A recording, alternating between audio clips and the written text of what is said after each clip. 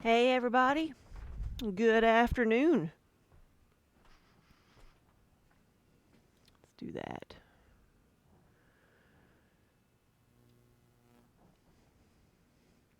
Hey Underground.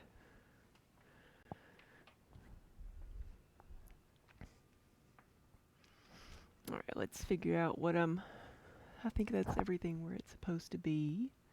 Hey Lucifer, good afternoon. Welcome everybody. Hey Sarah.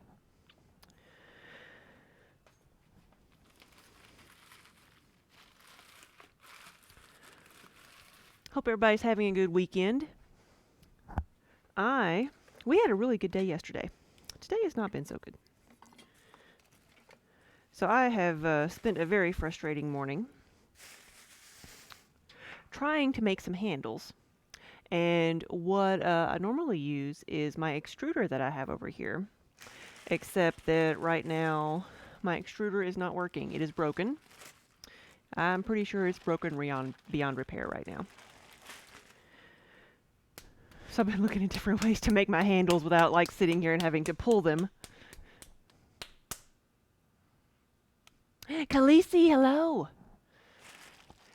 It is extremely windy. Yes, yesterday it was windy. We got the cold front brought the rain through last night, and then but yeah, it's super windy out there right now. Like you can hear it being windy. Nothing like I don't think there's been any like wind damage. It's just I wouldn't want to be driving a large vehicle right now.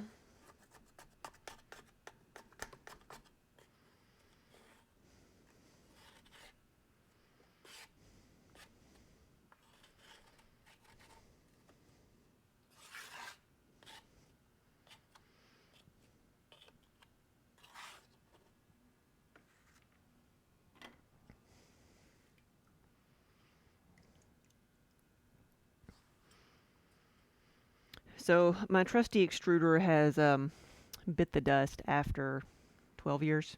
12 years of abuse. I don't know the lifespan of extruders, but I did get it used.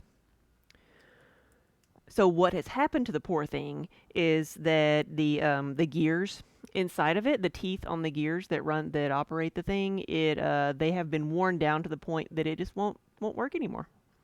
And it's loose and parts of it have been bent over the years, so it's just I've ordered something different.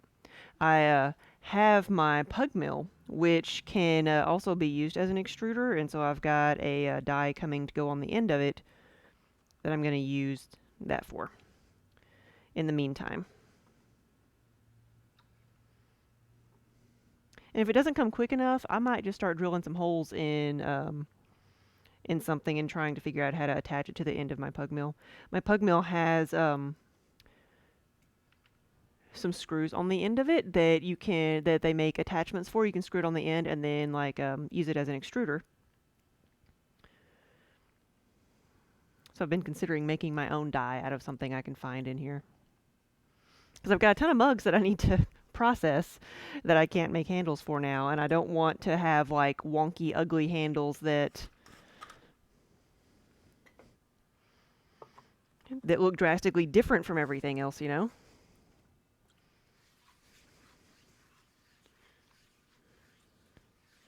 Totally fixable. You just need a metal shop. Then underground. Yeah, I may send this thing to you and let you play with it a bit.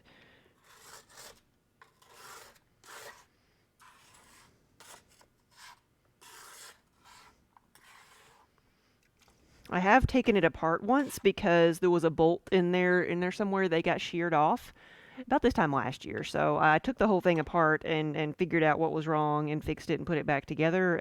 But I think there was damage done because something in there got bent, and it's not been the same since. So what am I going to do? I'm going to make more mugs. Because that's what I have ready here. I have the 1 pound pieces pugged out. So I'm going to make some more mugs because I am going to, find a solution. I just need to do something today, and I was feeling horrifically unproductive. And plus, this will calm me down. Because I'm getting very frustrated trying to figure out First of all, like I've had my head stuck in the extruder pretty much all morning trying to see if I could fix it myself, and I even got my tools in my apron, so I'm gonna put those there so I'm not clanking.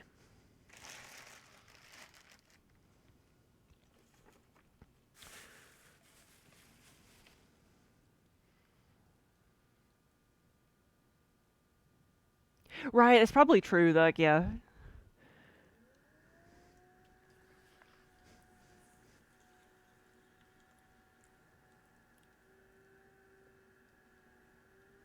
So I know I've got like at least 50 pieces here that I can make up.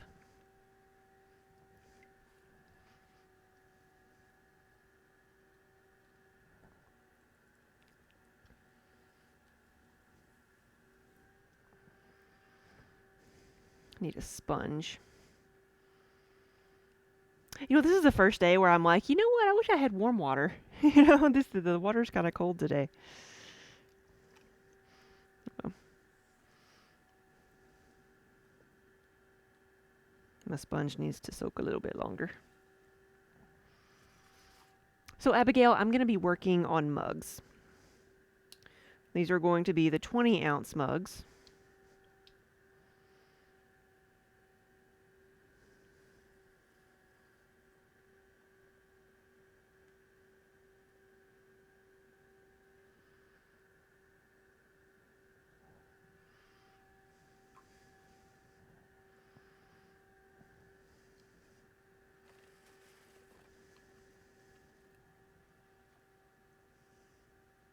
Oh no, Pink. Well, definitely get the test if they will give it to you. If you have any kind of symptom at all, surely they'll give you a test.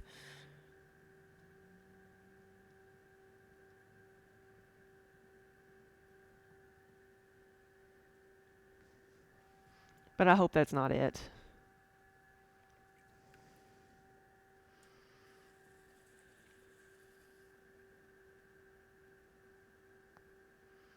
Now this one, like the clay, I don't know if this bag had been left open, but it felt like the clay was like a little bit harder on one side than the other.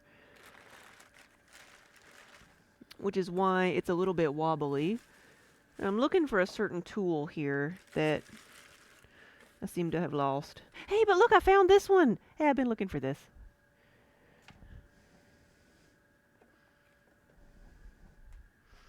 And there it is on the floor. I'm going to stop this because I'm going to end up with clay like in my hair or something. How did everything get back there? My goodness. I think I would have been looking for that too. Alright. That's what I was looking for. Oh, you've lost your sense of taste and smell? That sounds like drainage issues. Like that's the one thing I know. Like if you're having drainage, then you know it's not COVID. But I know the cough is associated with it, so.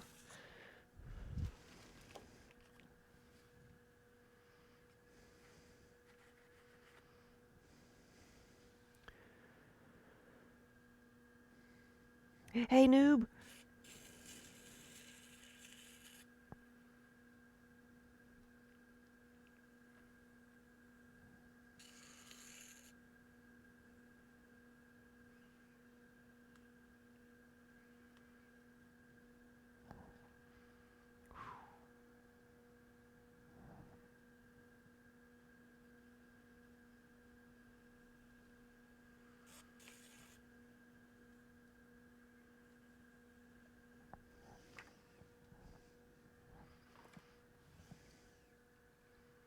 Really? You lost your... I didn't know that was a thing. Sense of taste and smell was lost? Yeah, you lost yours and it took 6 months to return? Wow. Really? I didn't know that.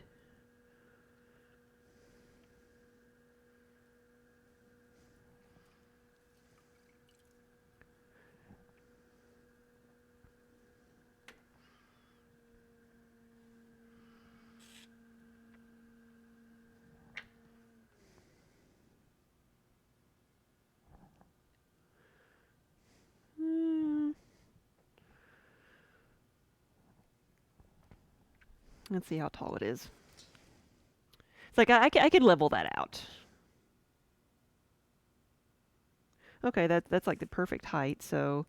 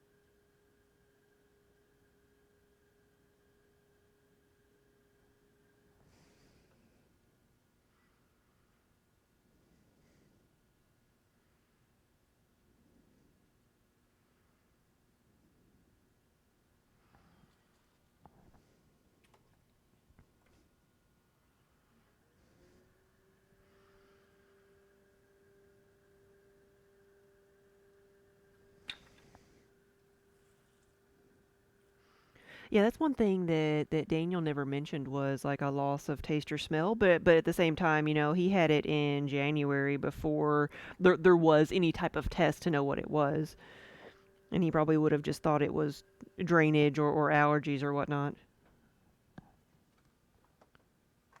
Yeah, you keep thinking you're recovered, then you're able to smell something new.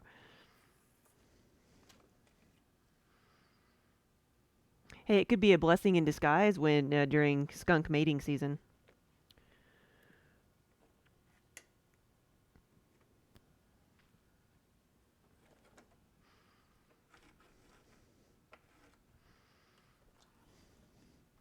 All right, so I have a mug.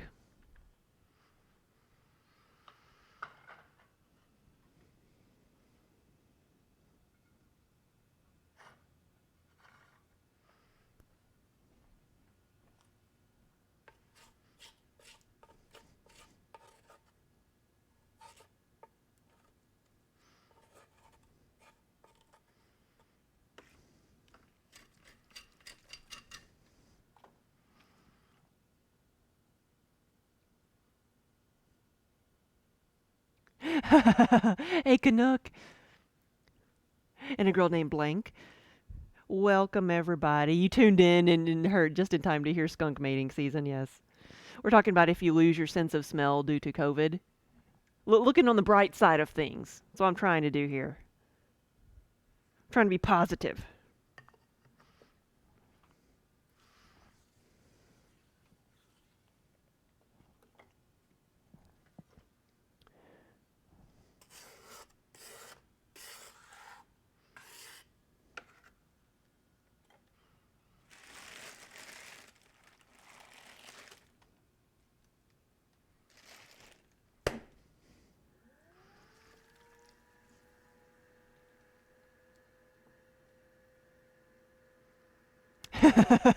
Or you were taught by, yeah, that's what you learned from Warner Brothers cartoons. Pepe Le Pew.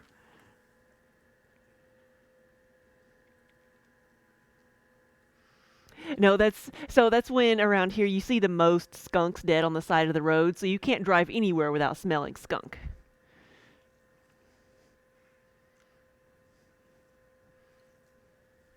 I don't know what time of year it actually is,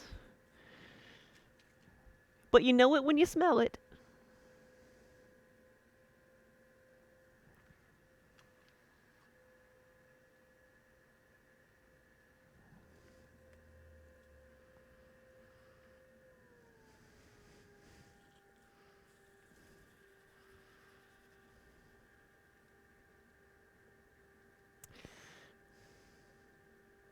Come on now.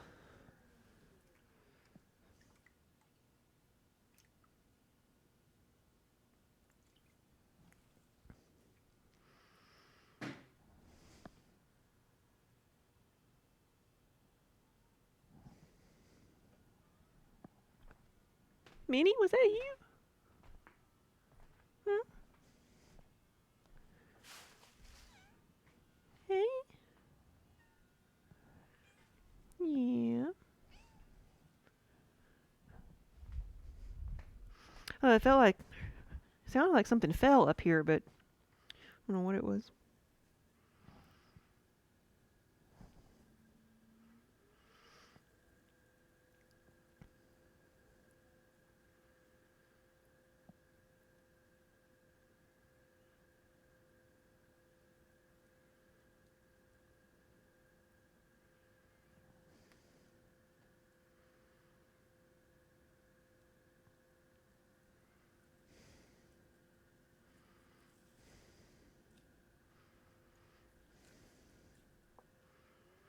So I'm going to try to compress some of this back down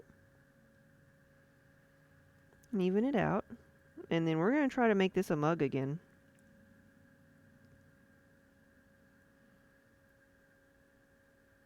I'm not giving up on it yet.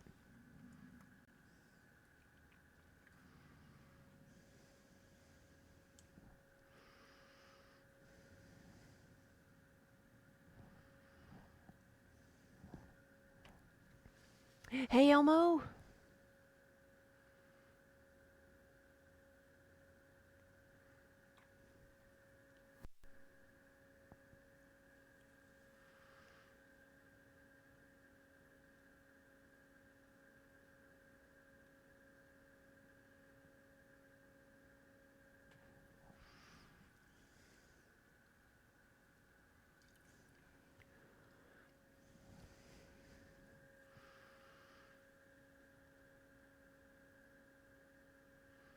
So I heard something, and I think it was an NPR article. So I think it was fairly verified that we've heard all along that this is a virus that is going to mutate. Like all the talks about getting a vaccine are really just talk because it's like the cold and the flu. It's going to mutate. It's going to change every year. We could get it every year. It may be something that's going to stay around for a while.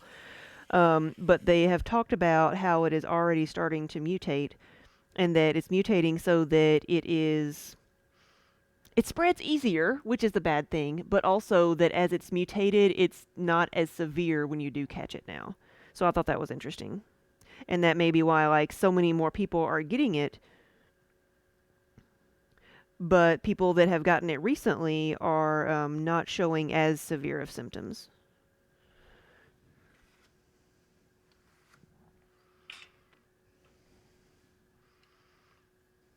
So yes, like they said, Pink, I think the odds are in your favor.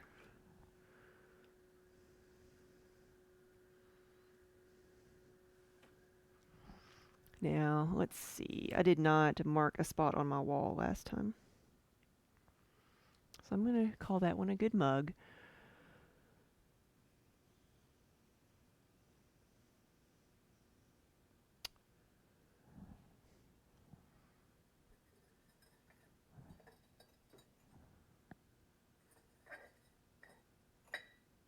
There we go. We'll use that as our measuring spot, the bottom of that mug.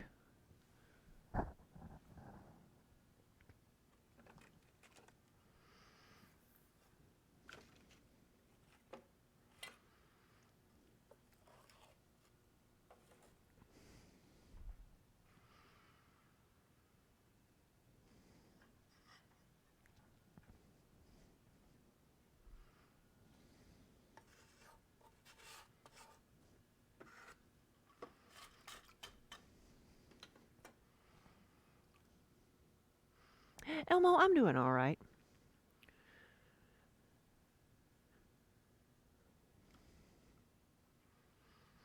I had meant to be putting handles on some things,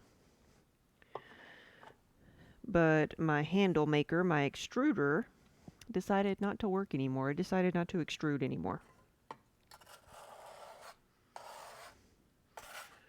So I've got a backup plan coming this week.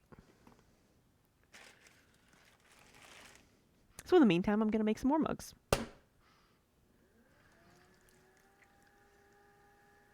Hospitalizations are way up, so are infections, yes. But mortality is way down. Yeah, and like you said, we have more treatment plans now. We have more knowledge than we did in the springtime.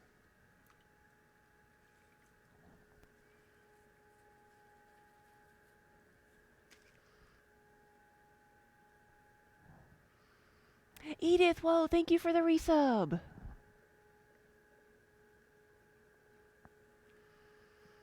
So, did anybody watch any of GlitchCon yesterday?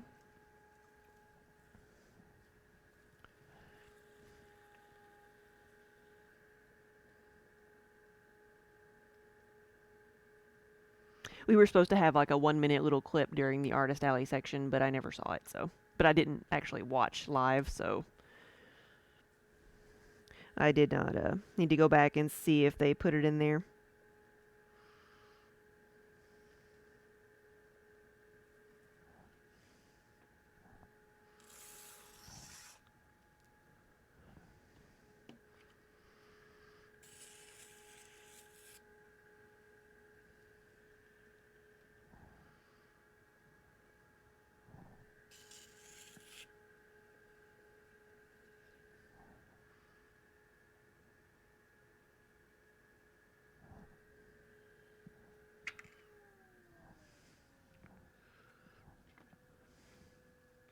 Tylenol is preferred. I don't know.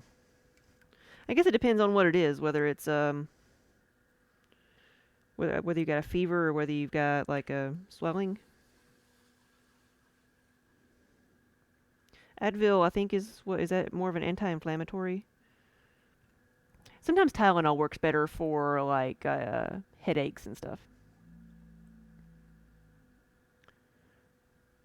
Jen the Thief is different. Yeah, the last week we had last week this time. Was that last week? Is that when we were on the front page? I believe it is.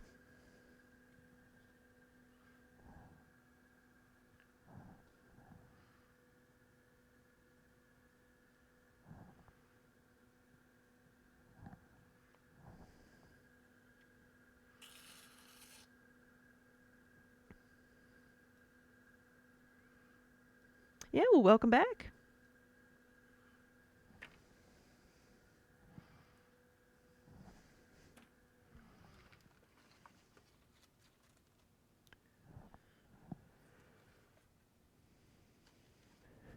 Tylenol is great for sunburns. Didn't know that.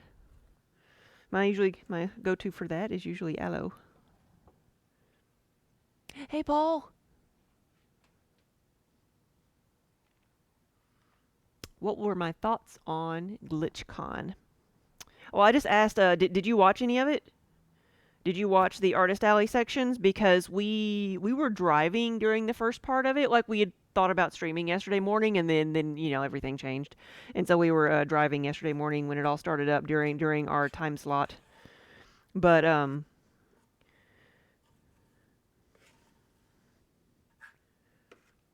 I need to go back and actually see when and what and if they even put me in there.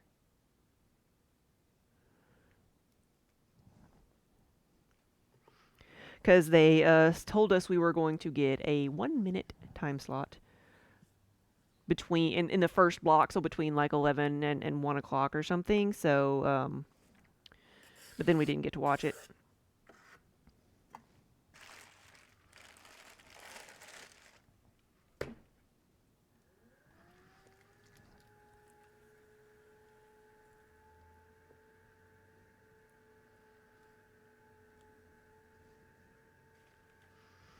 Yeah, we plan to go back and like watch parts of it this week. It was fairly chaotic, which I mean,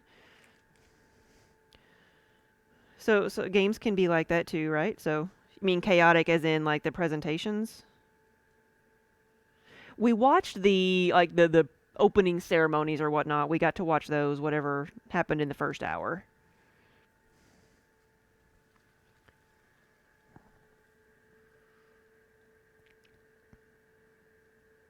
My talking about painkillers, my painkiller cocktail of choice when I'm really hurting is um like 4 ibuprofen and 2 extra strength Tylenol. And that will cure what ails you most of the time.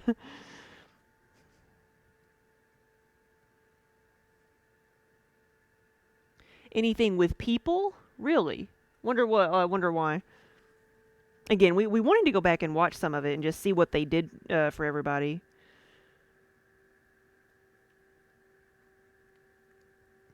because what they ended up having us do once we were, accepted into the artist alley of GlitchCon, they had us do a 1 minute video of ourselves, talking about ourselves. And that was it.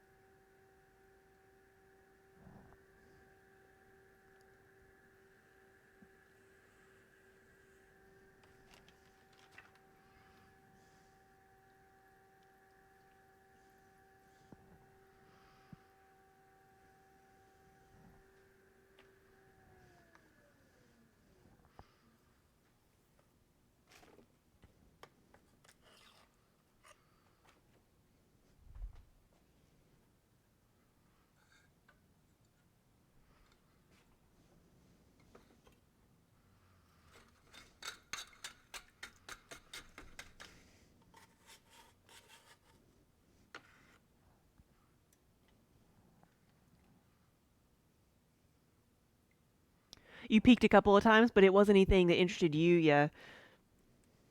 I did like the setup that they had where they had I guess the main stage, and they had 4 different channels where you could go to the artist alley section and watch the art presentations, or you could go watch the rivals, or they had the 4 different channels, 4 different channels of programming.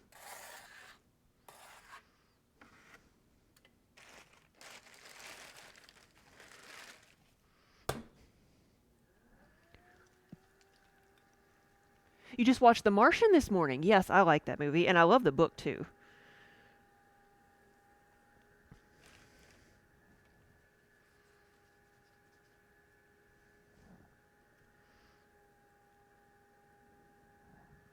You're watching the SpaceX launch right now? Yeah, I didn't had not kept up with stuff like that. I didn't know we were doing one right now.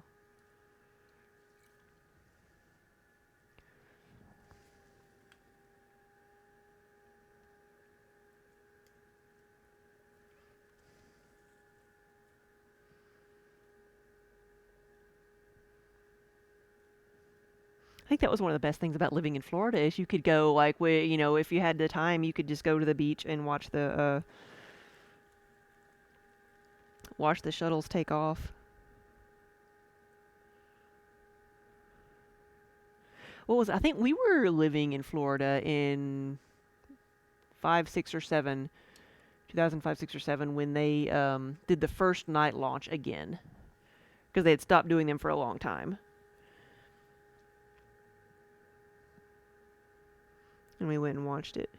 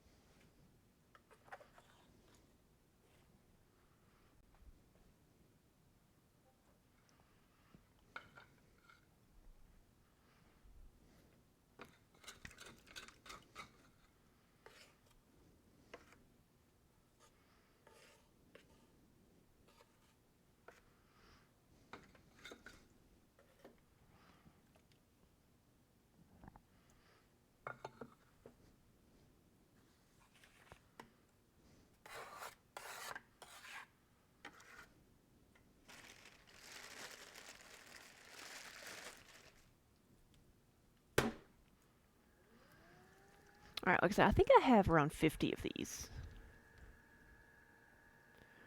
They just got to the launch pad and they're loading the crew. So it's gonna happen in like the well. I wonder how when do they think it's gonna go off? Is it gonna happen in the next hour then if they're loading the crew, or is that I wonder how long that takes.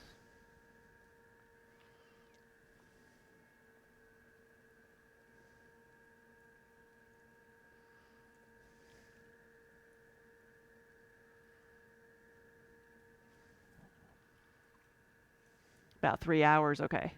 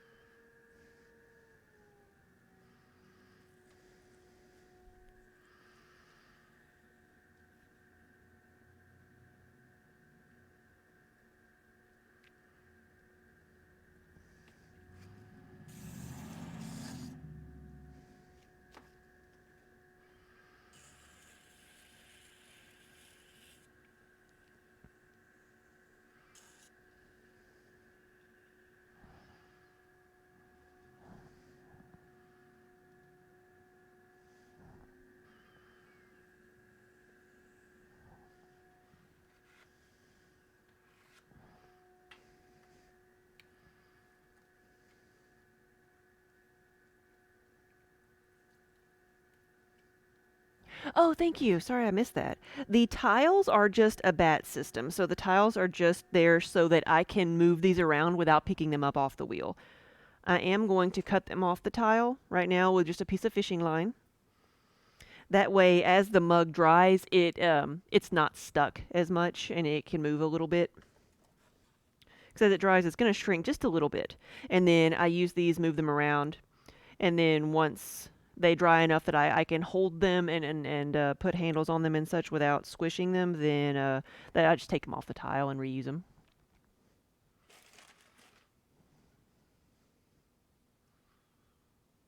Oh no, Paul, you were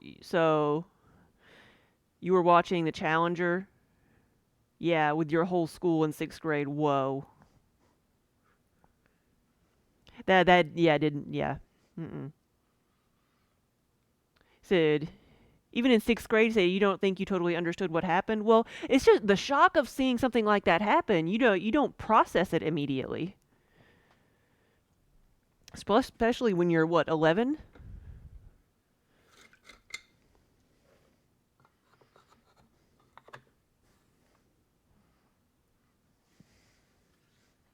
My stealth skill must be quite high to be able to garrot the mugs.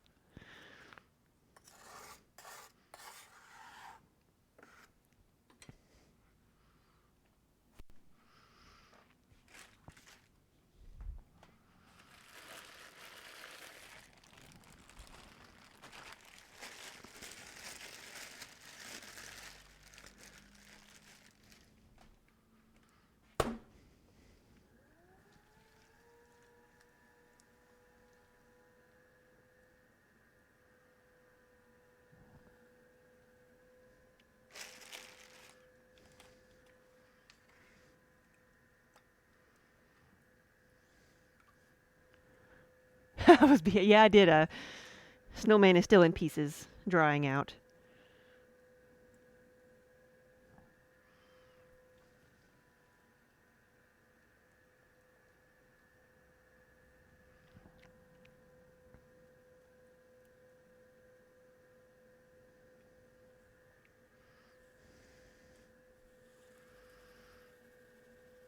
Yeah, until then, I think a lot of people. I mean, it's so easy to do to think like to forget how risky some of that is when you're just watching it. It's easy to get complacent and say, "Oh yeah, they're just sending up another shuttle."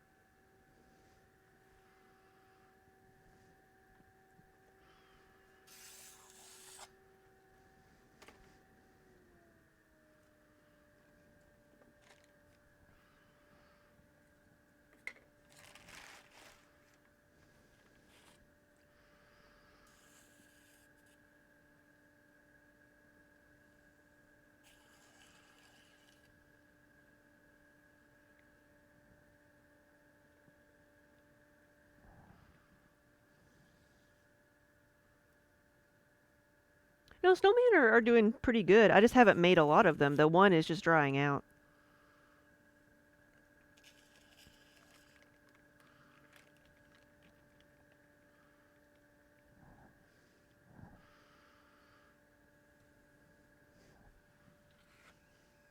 They say I beheaded him, but it's just because I took the head off of his body.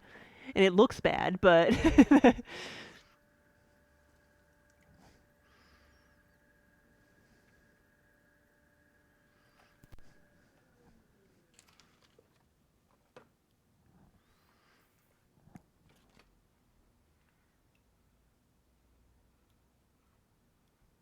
Milorn, yes, every time you see a bit of wobbling, I go, no, this is it. It's done for. Oh, ye of little faith. Oh, ye of little faith.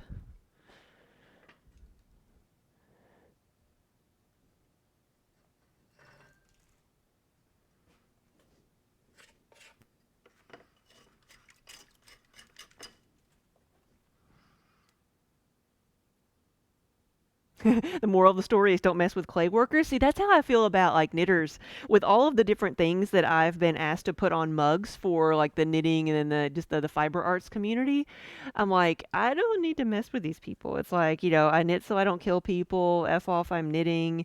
Back off or I will stab you with a crochet hook. I put that on a mug one time.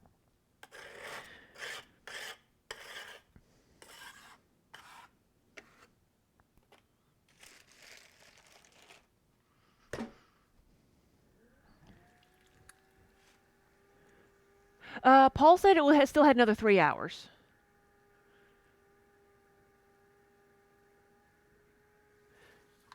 You grew up near an near an airport during 9/11, and you were only 6, but you remember how eerie it became. Oh yeah, you can't understand it. When I mean, I was in college, and it was it's a lot to process.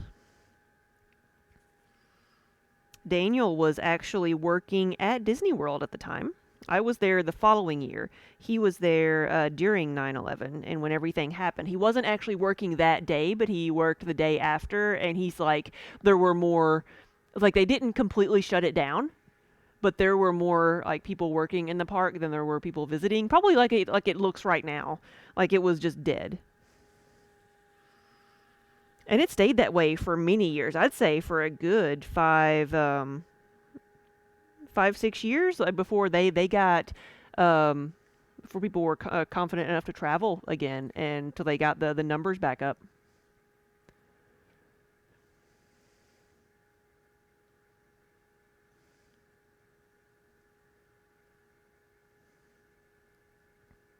You were actually taking your first pottery throwing lesson when 9/11 happened. You still went to class, yeah? Well, unless you, I mean, well, you still everybody still gets up and goes to work in the morning, right? I remember going to class and somebody and because I was in college, I just went to class. I hadn't turned the TV on, and then the teacher came in and said, "Everybody go home." No, they came in. They specifically said, "Our country is under attack. Everybody go home."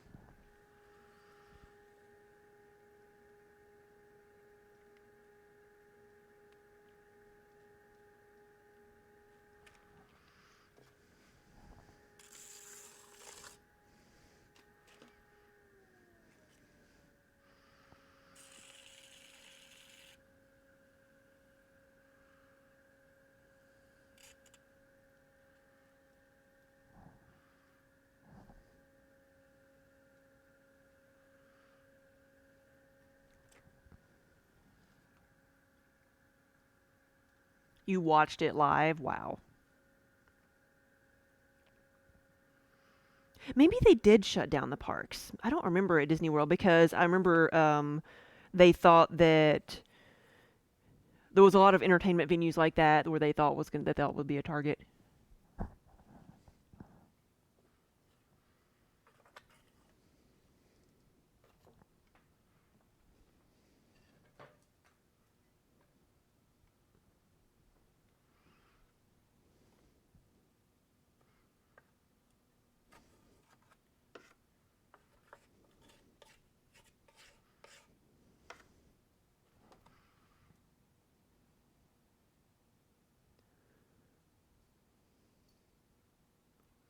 Oh wow, were you able to go still, or do they have to? Or they let you get on a plane?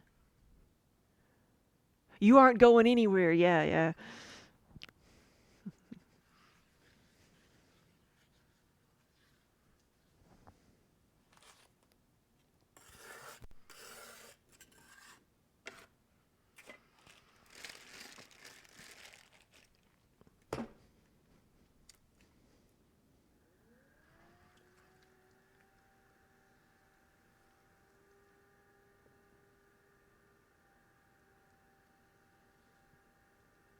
Oh yay, yes. On a happier note, you made tons of hats and scarves for gifts this year. Nice.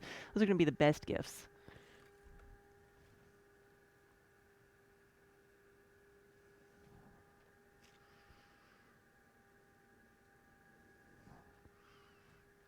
So you see the need of a knitting bowl. Yes.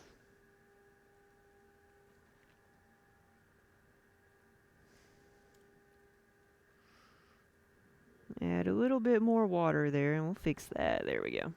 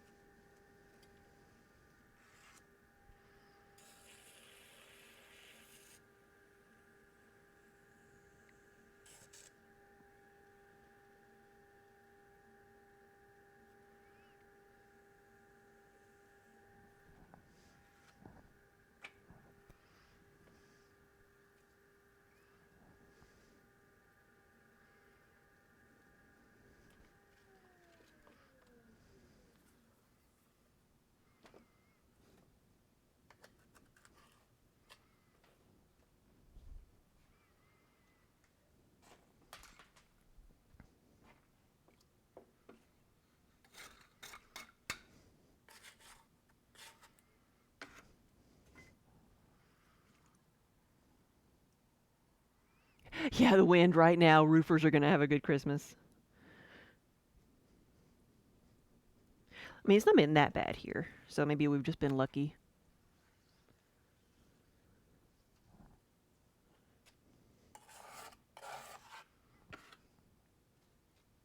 Hey, Pew.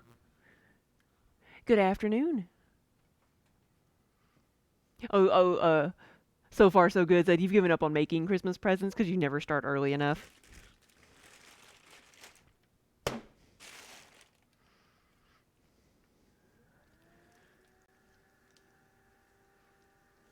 Oh wow. We had a storm come through during the night, which is gonna be cooling things down, but it's just windy right now. Not like not damagingly windy.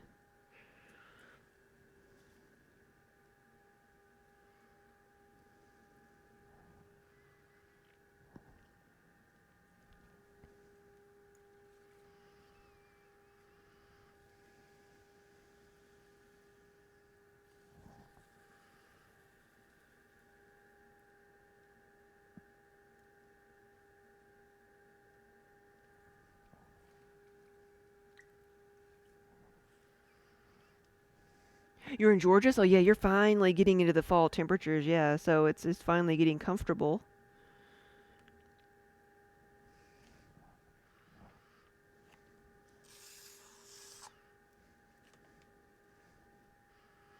I'm definitely noticing the lack of humidity today. Let's make this a bit taller.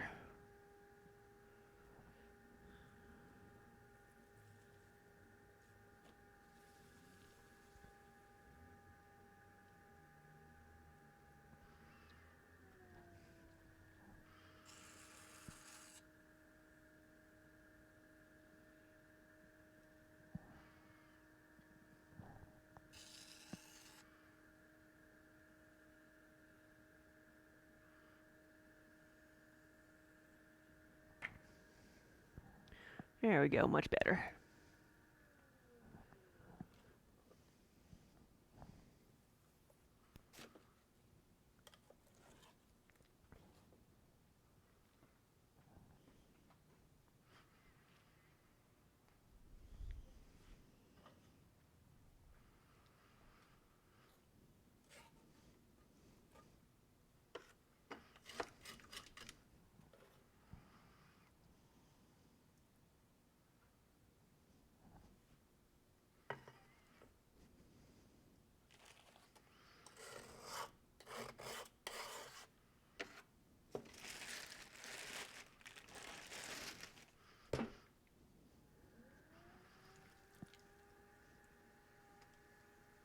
You got permission from your parents to be a part-time Bears fan. You had to get permission. Daniel likes the Bears, but he's a huge Cubs fan. And say I think his football teams go. Normally he's a Dallas fan. I don't know if he's much of a Dallas fan right now, but Cowboys and then Bears.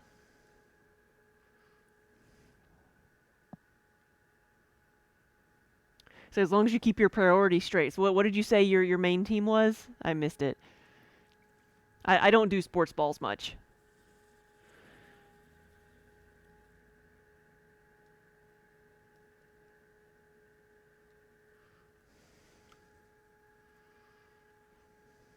I say that I was raised an Atlanta Braves fan, but I'm a Chicago Cubs fan by marriage.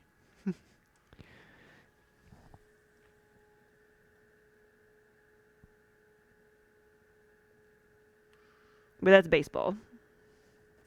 And that's really the only thing we care much about. I've never had like a favorite football team. The Bears.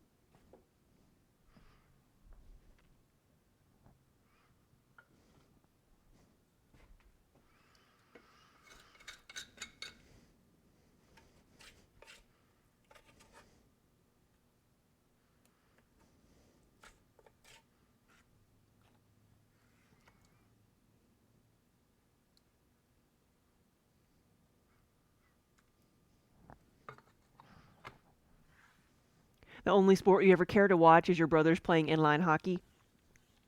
Now, I enjoy going to games, like a baseball game or a basketball game or something. I care nothing about football. But I enjoy a baseball game. But I don't care anything about watching them on TV.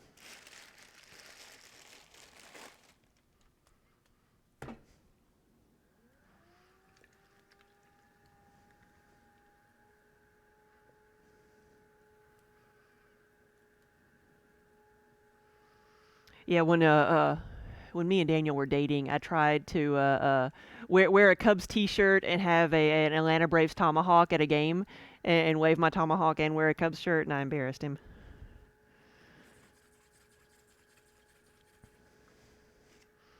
Like I'm just happy to be here.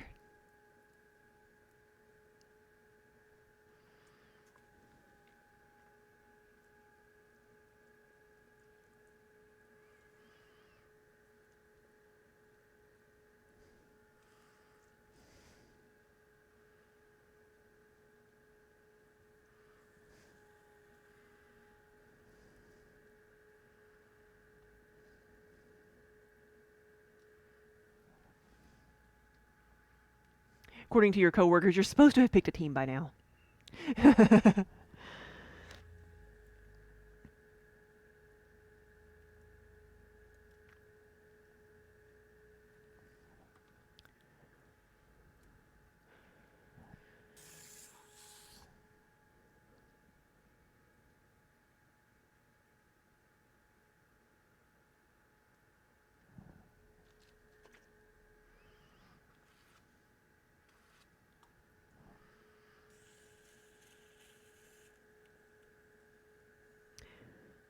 talking about like the Chicago Cubs, there was a Twitch channel. Like so, I think it's interesting. Some of like some local or regional radio stations are now doing Twitch streams to get more people and just streaming what in their studio or whatnot. And there was a stream of of Chicago baseball radio station stream that Daniel started watching. He's like, "What?"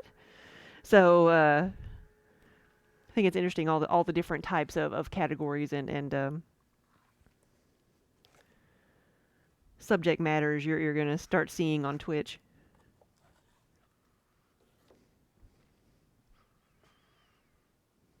I think it was last Sunday because it were maybe last Monday because it was right after we were on the front page. We are seeing what else was on there.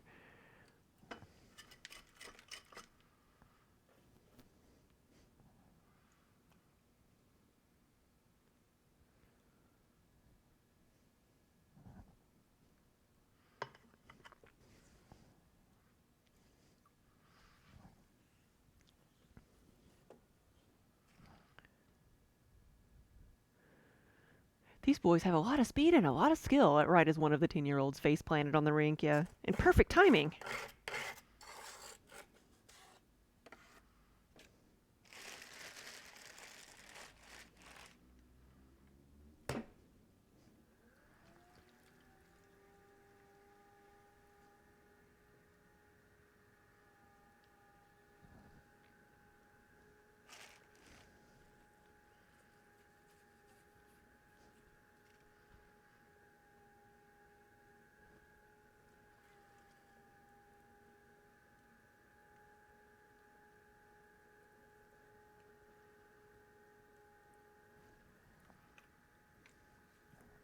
All right, Elmo, have a good afternoon.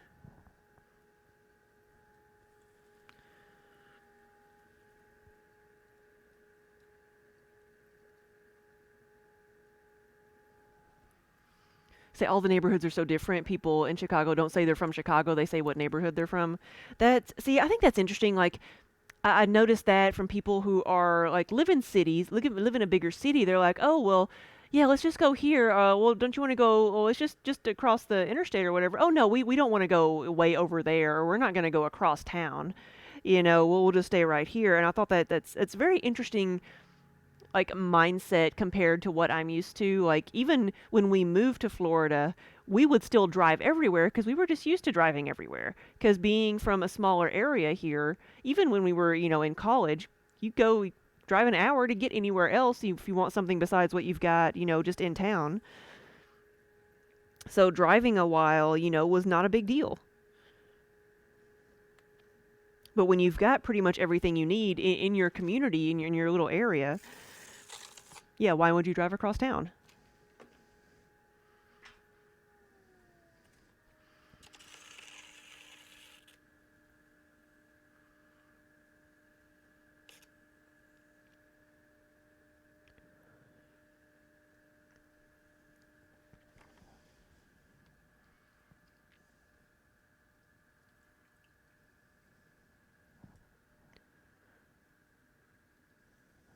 You got two like beanbag chairs for your movie room, and the cats think they belong to them. Yes. Thank you for this nice gift, woman.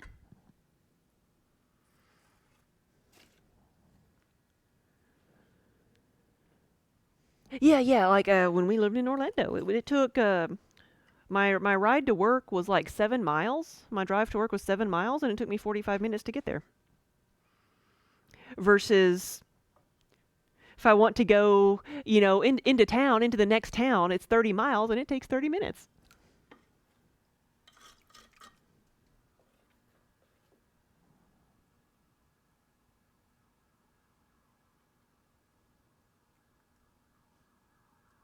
There's a difference between driving an hour and getting, 60 miles away and driving for an hour and getting like 15 minutes. Yeah.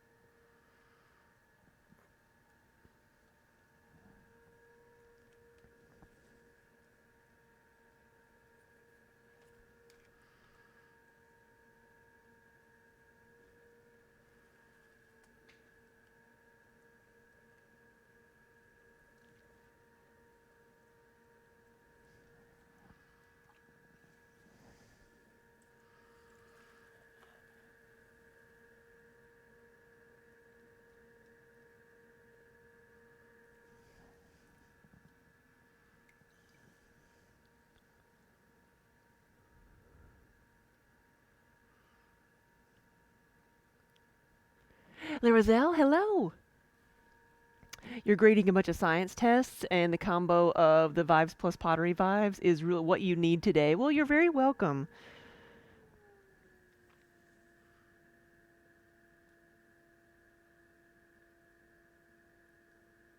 Hoo-hoo-hoo.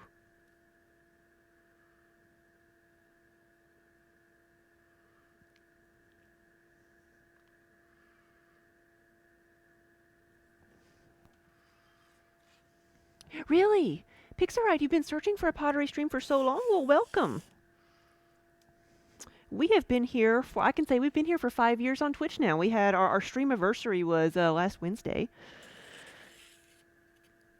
So we've been streaming for over 5 years on Twitch now.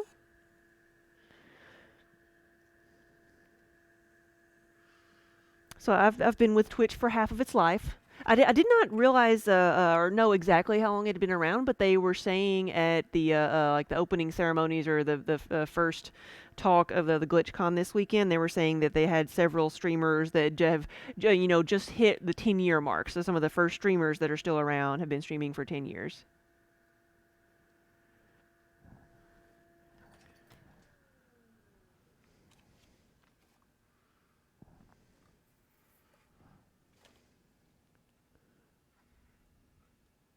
Did you see Minnie? Like Minnie just jumped up here.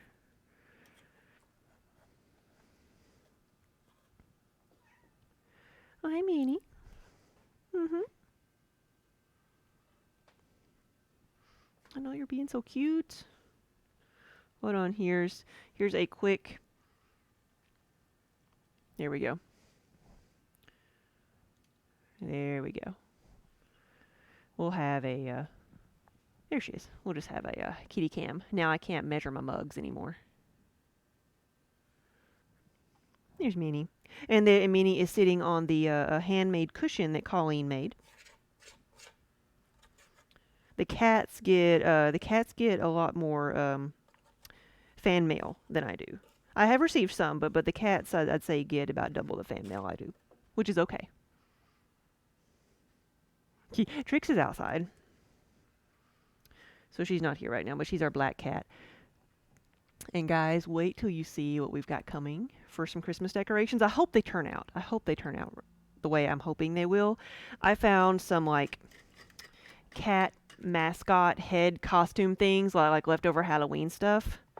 They're like this big. They're huge, and they're cat heads. And I'm gonna put them on top of Christmas trees. I want to have for Minnie, I want to have a gray and white Christmas tree. I want to have a black Christmas tree, and I want to have a white and black Christmas tree for Kiba, and have Kiba's tree be like really big, and then the other two be smaller.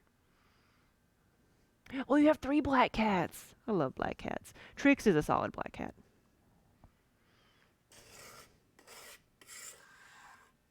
So we'll see if my idea turns out the way I think it will.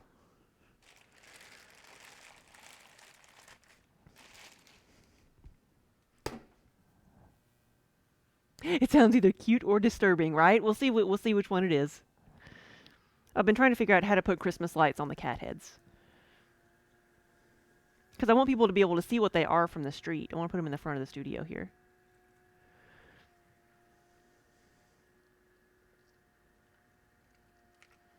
Pixarite, yes. So if you go to the shop command, that'll take you to our website.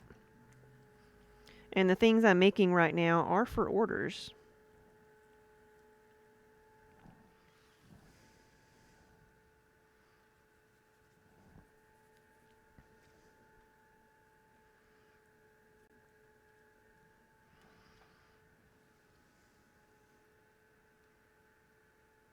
Thanks, Pink. Oh, come on now.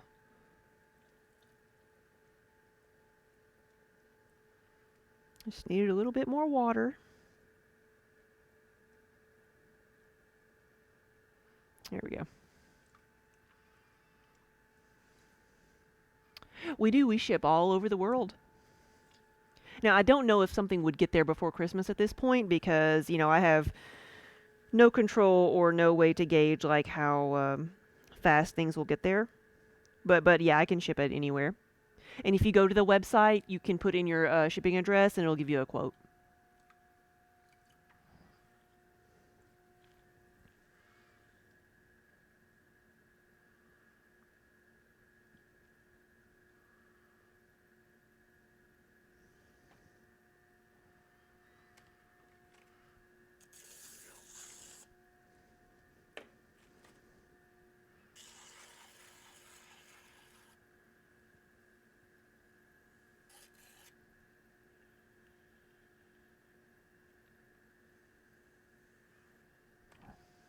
I can't. Looked at my camera, but I can't tell how tall it is because we have a cat up instead.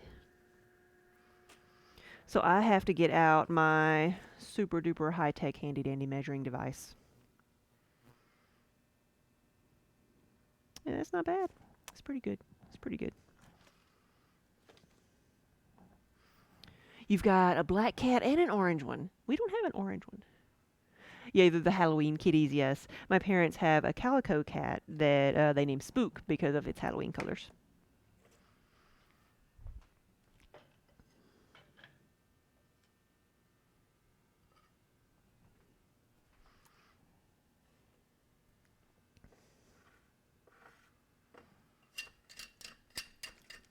I think you can still see the video of the raccoon firing because it didn't have music on it. I think it's been within the last month. Well, there's the raccoon pumpkins that we fired.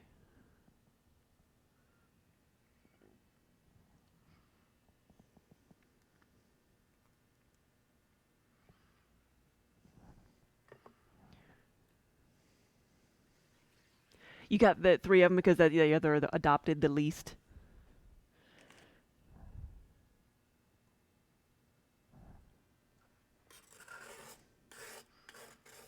There was a cat cafe I saw somewhere that opened back up in October from being shut down, and they had found homes for all the cats they had in the cat cafe. But when they opened back up, they only took in black cats because they're the ones that are the least adopted. But I love black cats. That was one of my very first cats.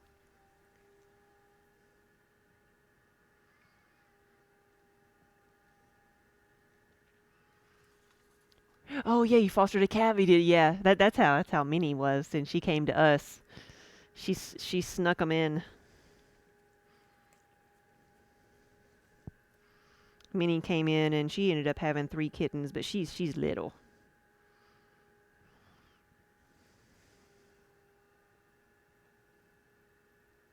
You got to go to a cat cafe for your birthday last year. Oh yes. There's one down in Nashville that I found, but I've not got a chance to go to it yet. Because we're just north of Nashville, Tennessee here. See, yours had like all different colors of cats, kittens. Minnie had 3 black cats.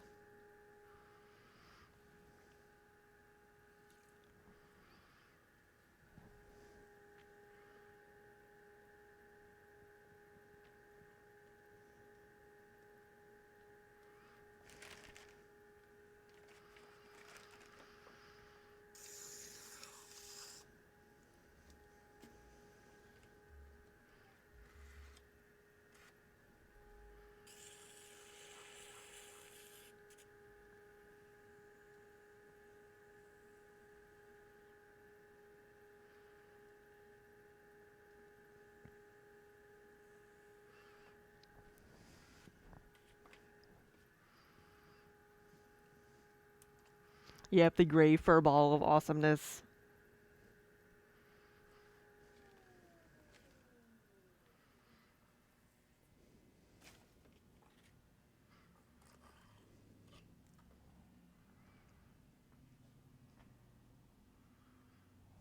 Oh, she might be cold.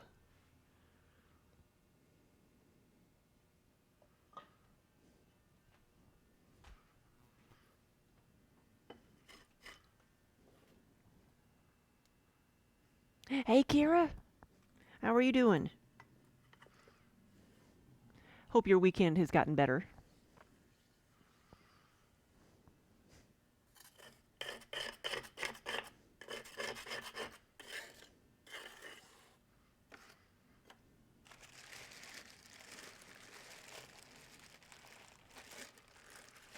Got some of these kind of stuck together. There we go.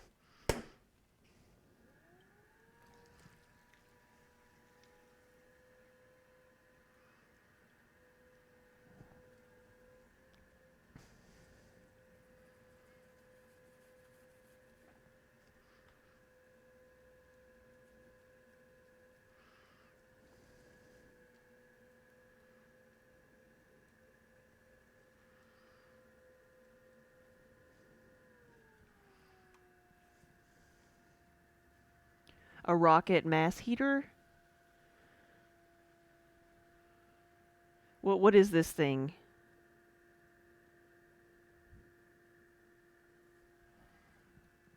Pellet wood hybrid.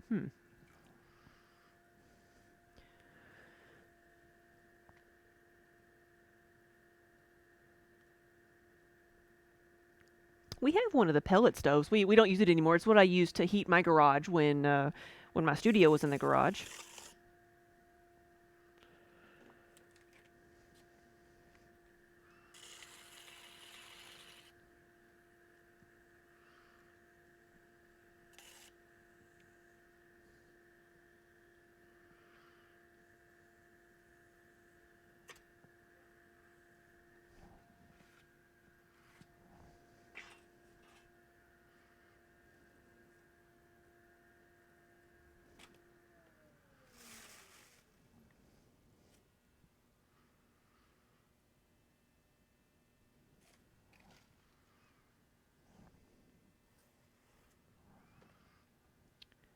It burns more efficiently and transfers the heat into something a bit solid, like a cob bench, so it radiates slowly.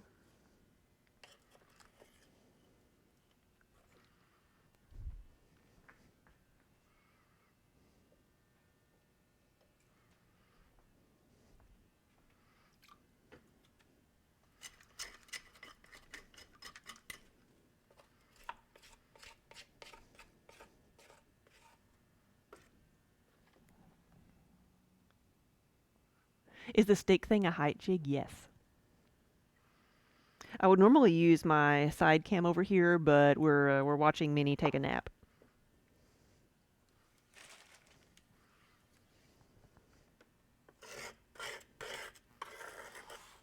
But if we would rather see the pots being made, I can change the camera back over.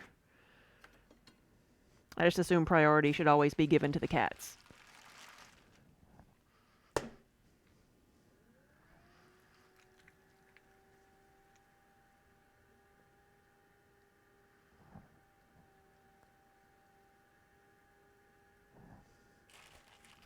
Interesting. They use fire bricks and they dip them into slip to hold them together.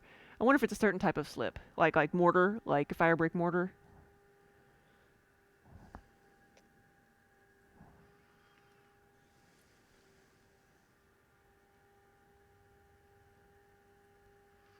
A design that you wanted on a set of soup mugs and saucers. Is it something I'd be able to do?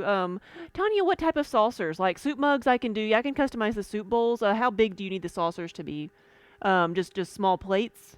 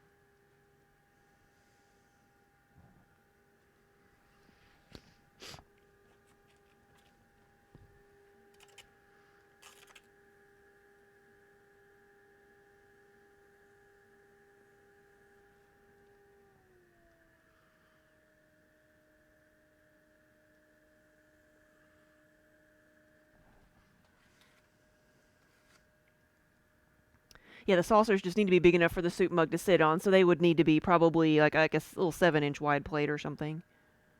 Hey, Colleen, good afternoon.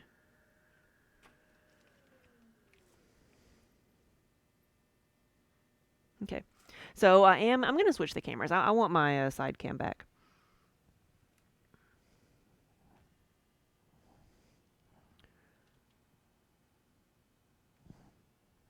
There we go. So I can, whoops, wrong way. There we go. So we can measure again, but there we go. It's not going to work, is it? There we go. Sleeping cat. And the dead extruder. The blue thing is the extruder that's dead. It's not working anymore.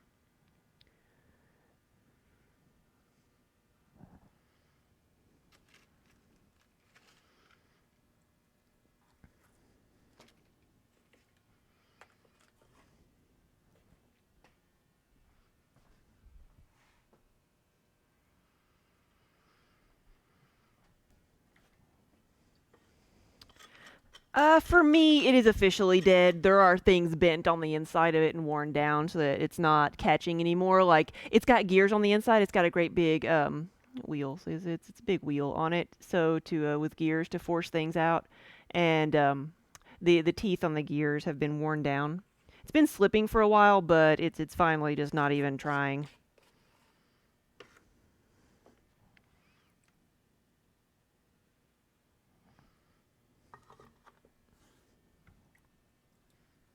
Not quite asleep. Her ears are twitching. She's like, I wish you'd be quiet, woman.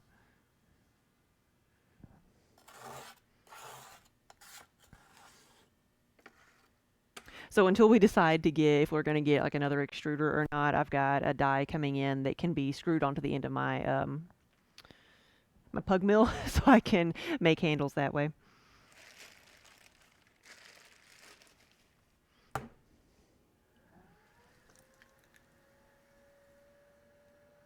I'm gonna call them and see like if they could just send me part of the extruder, instead of having to buy a new one. Merry Christmas.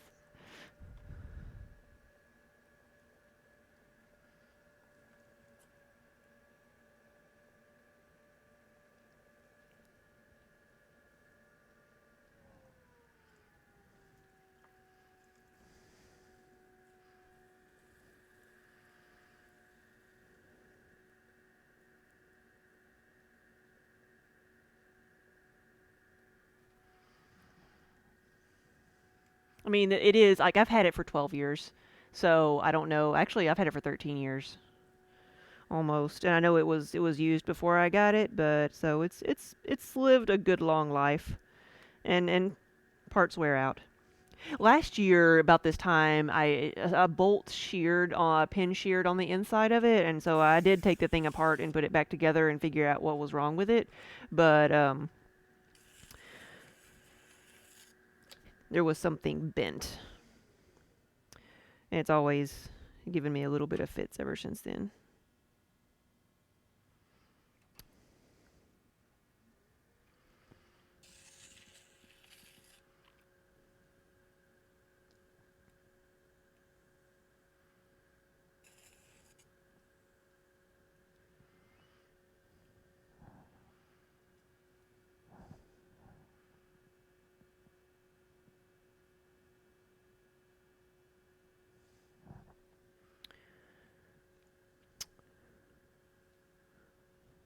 So we had meant to do like a stream yesterday morning, like during the block where they told us we were going to be on, but we were never like we were not part of TwitchCon Live.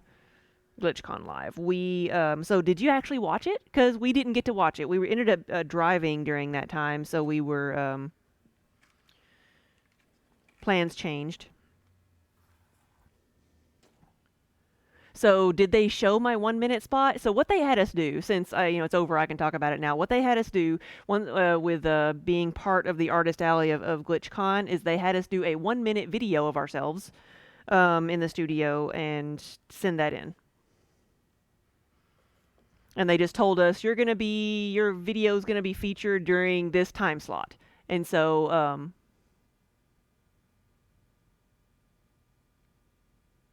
really, I don't know why then, but no, they told us from the beginning. They're like, here, you have been given a 1 minute time slot. And so did they not have a lot of other people being recorded? That seems very odd. Like, why would they do like one thing?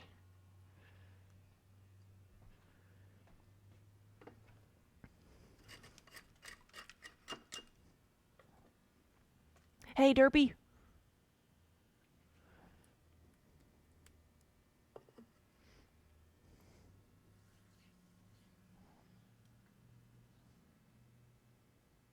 We were the only recorded one? Really?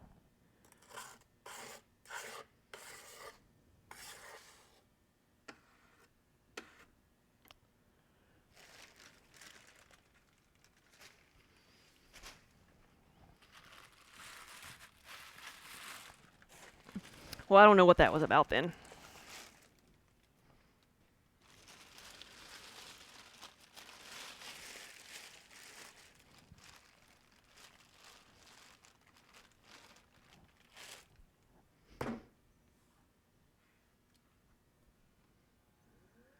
Yeah, we haven't gone back and watched the whole thing yet. We got when we had some reception and stuff. We saw a few things, and we saw that other people were live, and we're like, well, I guess we just didn't make the live cut.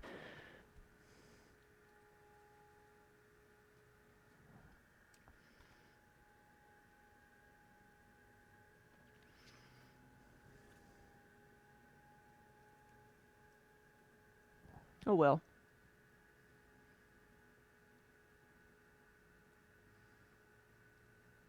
Arilis, hey, so you're here from GlitchCon. Thank you. Yeah, welcome. We were just talking about it, like, um, wondering what people thought about GlitchCon. So welcome to the studio.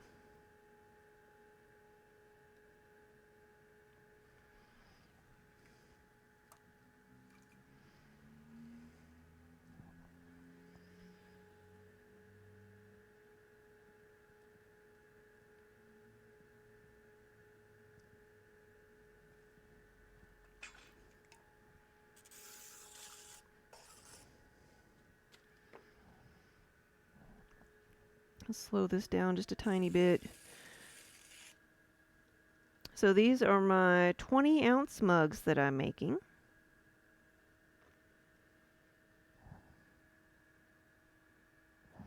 It's a good height for them.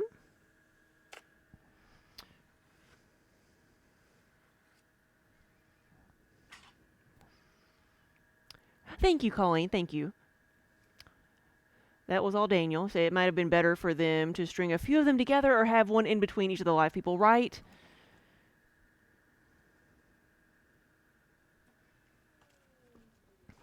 Were live? Tell me. I've got to go back and watch it. Were the live people like actually live, or were they just like doing a spiel?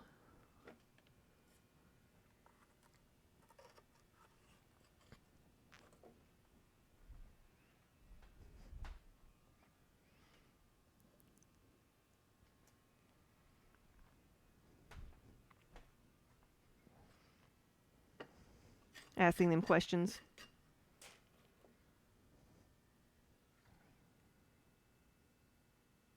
Oh, really? Okay. See, I saw Quiltoni, so that was like right after ours. Okay. We tuned in, was able to see Quiltoni. That's the only one I saw.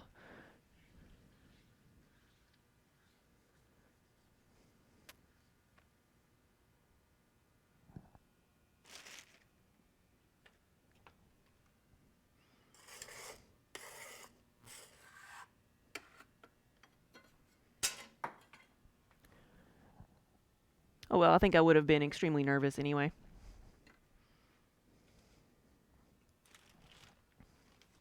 The evening session was more of a mix, was it? Okay.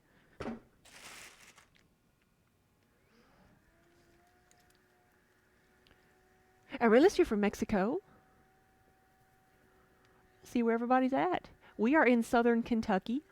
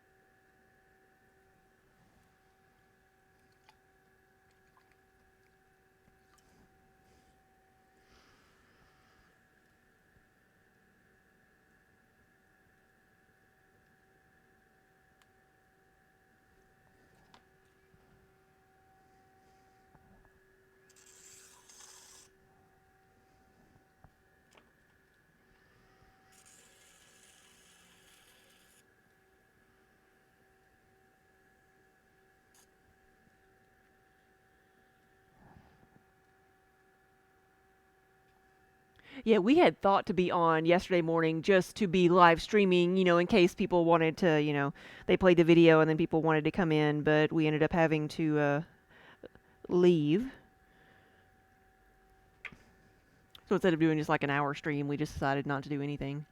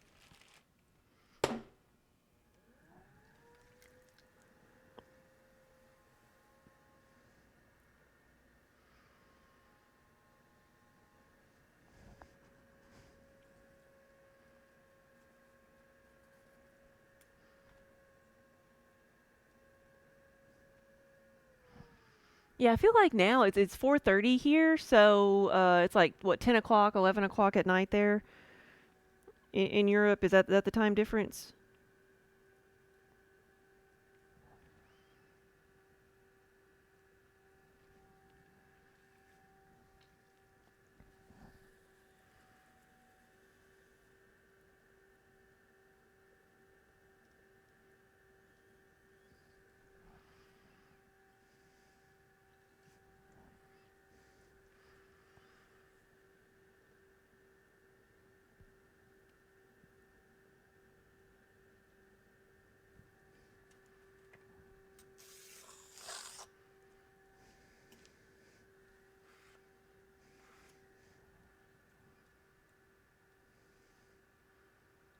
Plus 6 hours. Okay,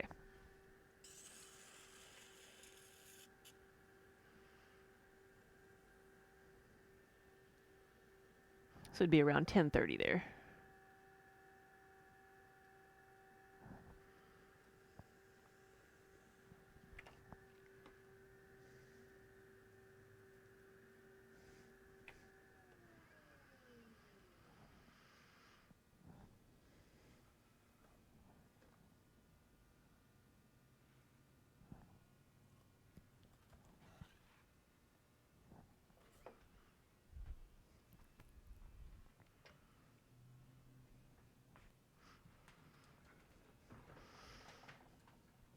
Well, we have 22 mugs right now.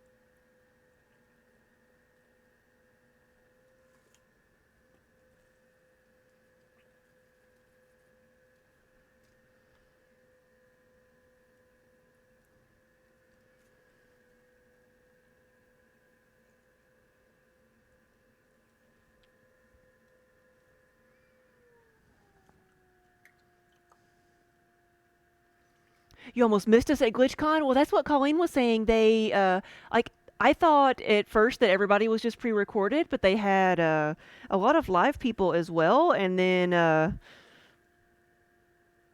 have to go back and look at it because I missed the spot too. They told us when we were going to be on, but I missed it completely. But you really liked the vibe from the video they showed? Good, thank you.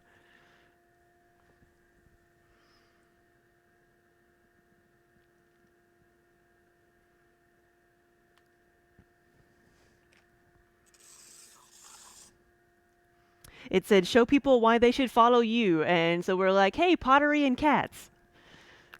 We can do this.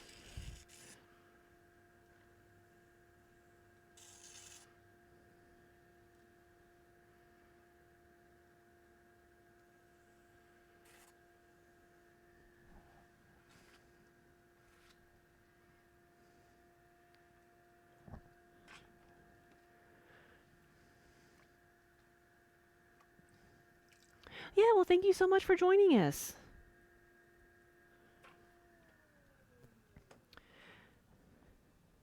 And this is the beginning of the process. It's actually my favorite thing to do is the throwing. And then after these dry out a little bit, so maybe tomorrow, maybe the next day, I'll be able to put handles on them. And then we will customize them with whatever they've been ordered with, because these are all orders. Oh, Underground, thank you for gifting a sub. And Aerolus, welcome to the Muddy Buddies.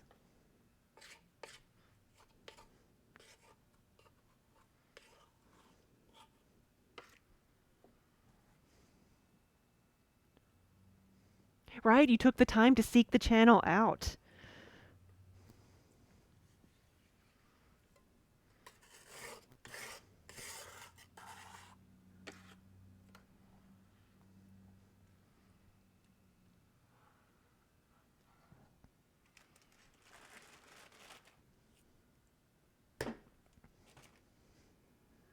Yes, enjoy all of your new cat emotes.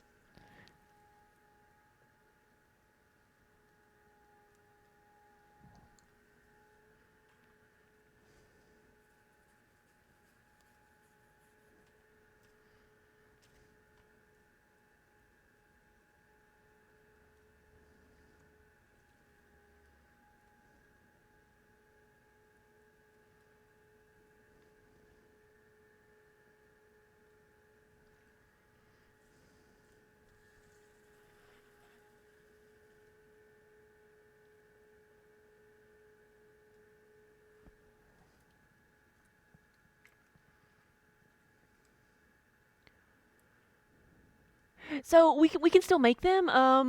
Where is it at? The fiber related mugs. It's one of the first tabs you come to. It says mugs, then it says custom mugs or fiber related mugs. It's one of the options.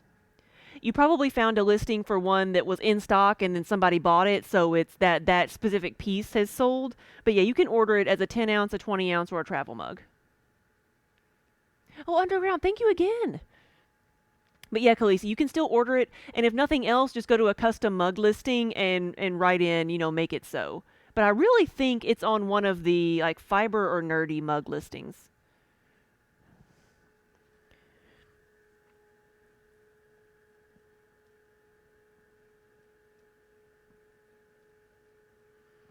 Yeah, on some of the mugs, once that are in stock, there's some setting on there that says like once someone buys them, instead of just taking it off of the website, which it should do, it leaves it up and says no longer available. So I don't know why.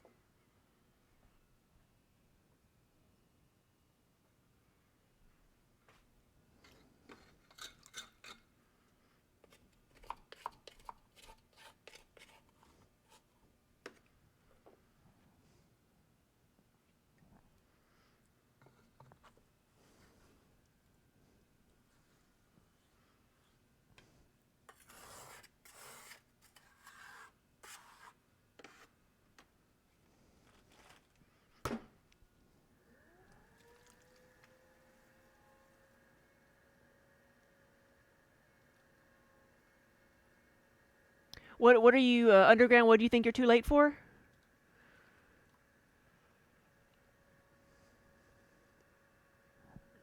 They had the app on the screen with everyone's name in it as part of the artist alley. That was part of the segment, and then you could follow from there. Okay, that was good.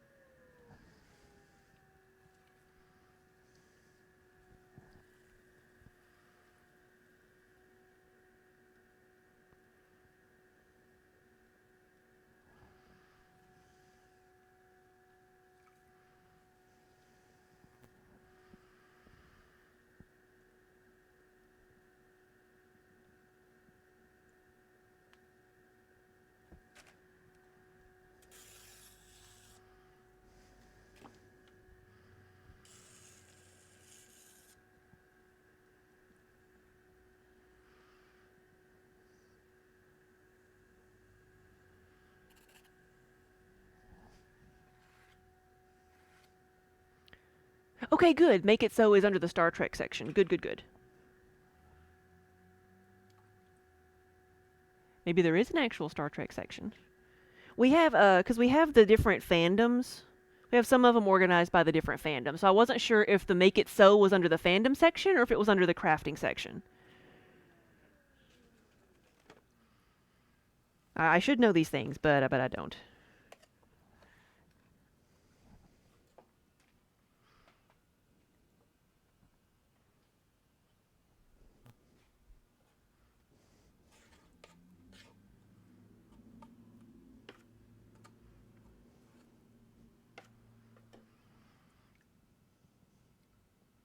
Yeah, thank you, Colleen.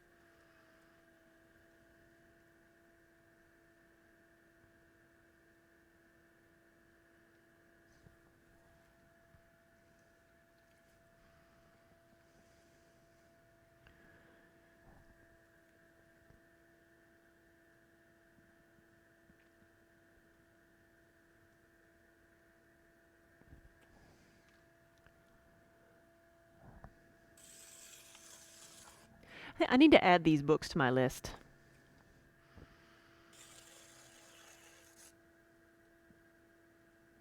because you talk about them a lot.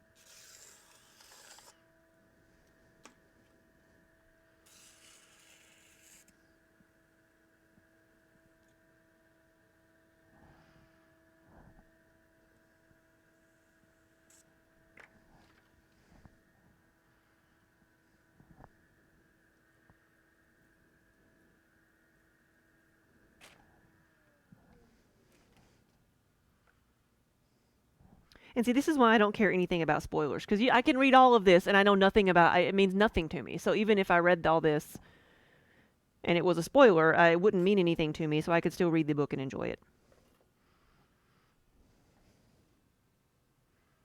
And even if I did like read spoilers, I still usually enjoy the story or enjoy the journey to get there. It doesn't ruin things for me, knowing what's going to happen.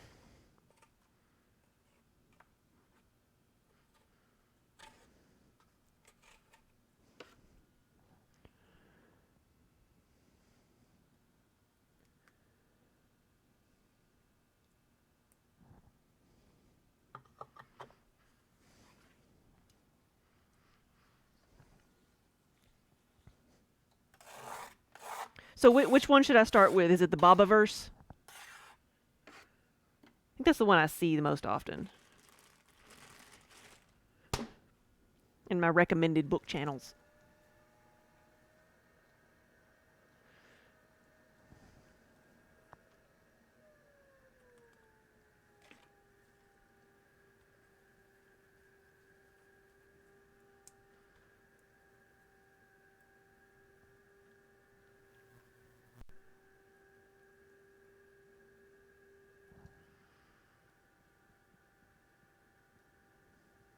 We Are Legion, We Are Bob. Okay, gotcha.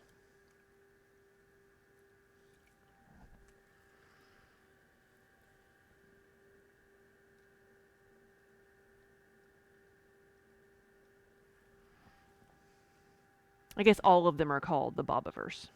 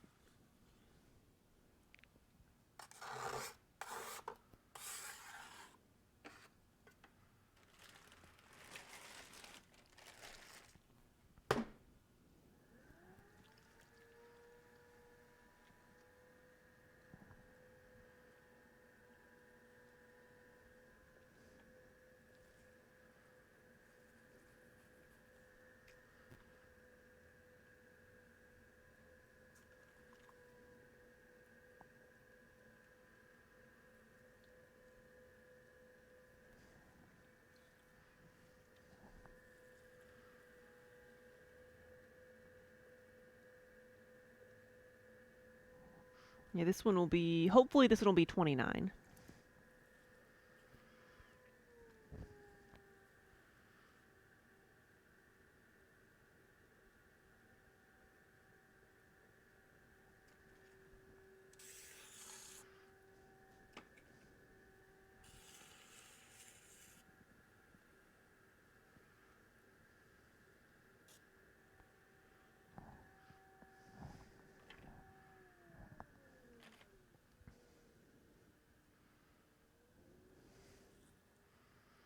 This one got a little bit too wide.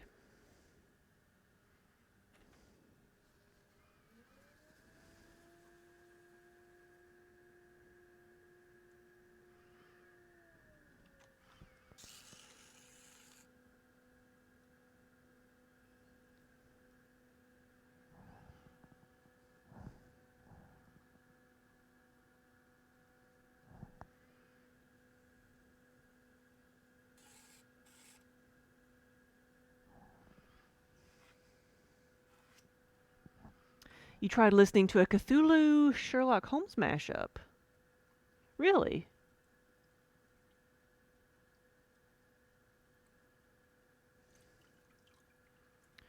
What do you mean? You couldn't watch it even though Gaiman did it,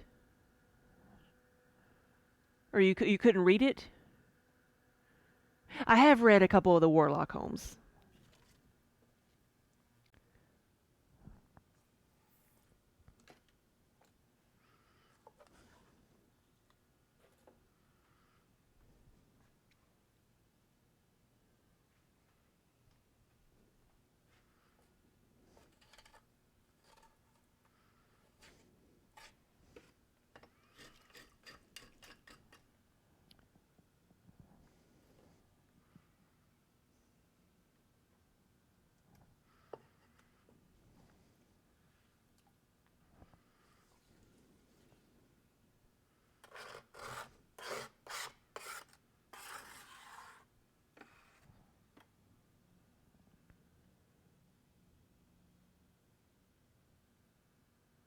Oh, okay, Gaiman wrote A Study in Emerald, which started the whole Cthulhu Holmes combo fever. It was good, but short. Gotcha.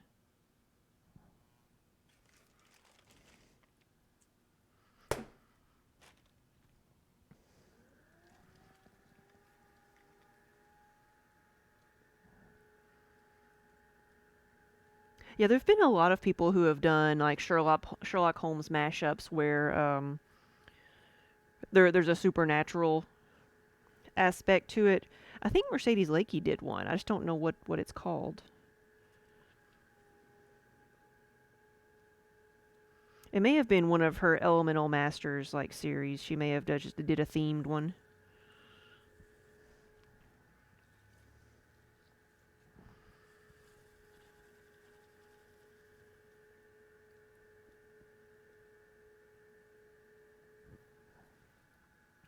She a couple of them. Okay, I'll have to look at that. Do you know what they're called?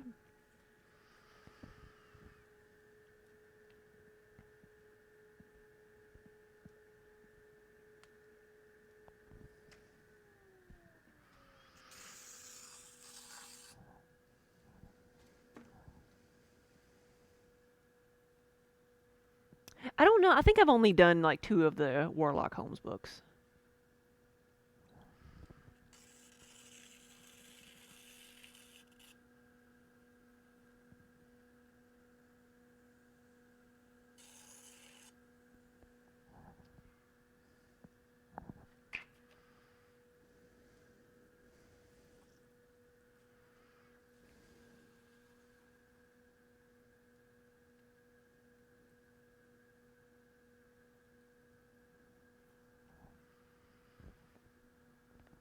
They are part of the Elemental Masters. Curse of the Spellbound Child.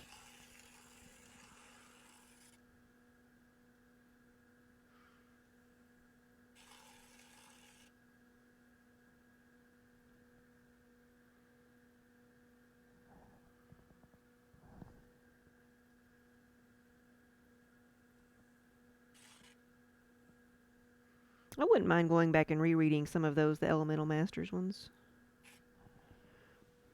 I remember the first couple of them.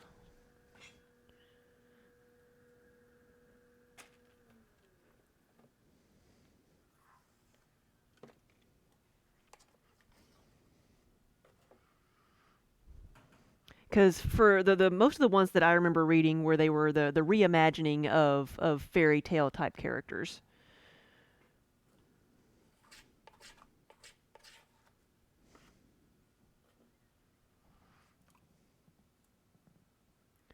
You're trying to look at your bookcase from across the room. Is a case of the Spellbound Child.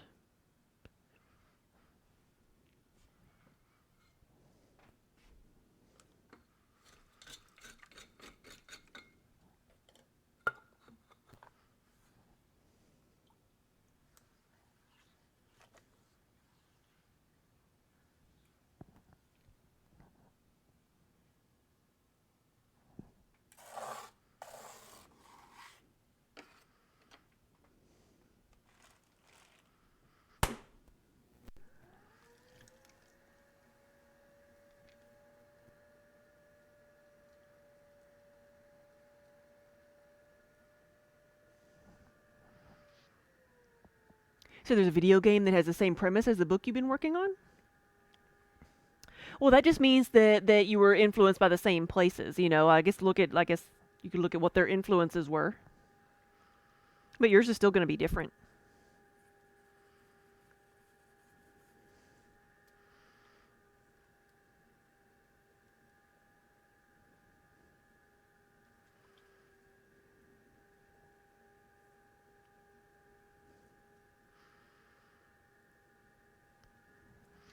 There really is nothing new under the sun, and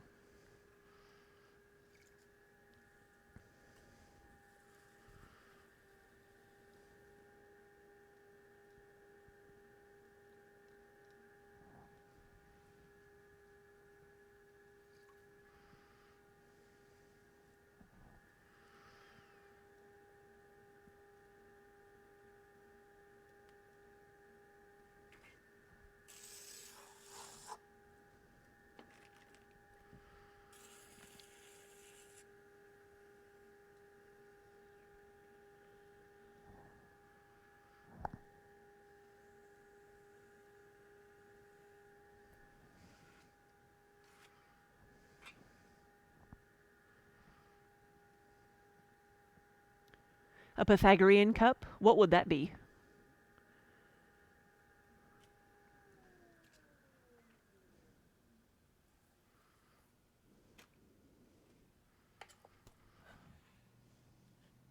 Is that like a puzzle cup?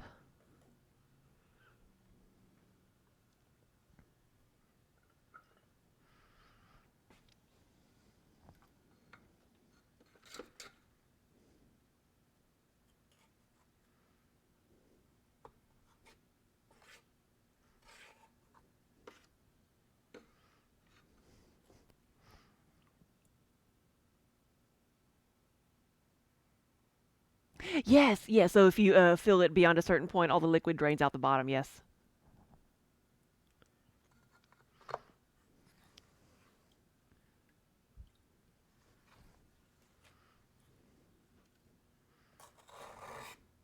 I have never made one of those.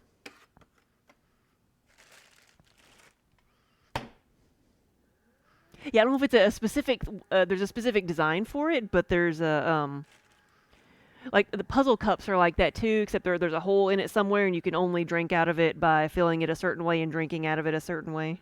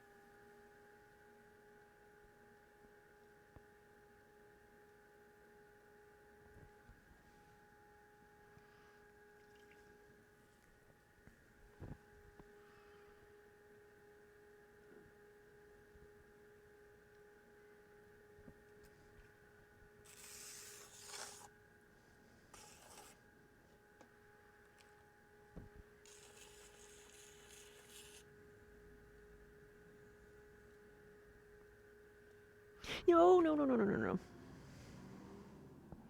That's the only thing about this is it doesn't stop on a dime.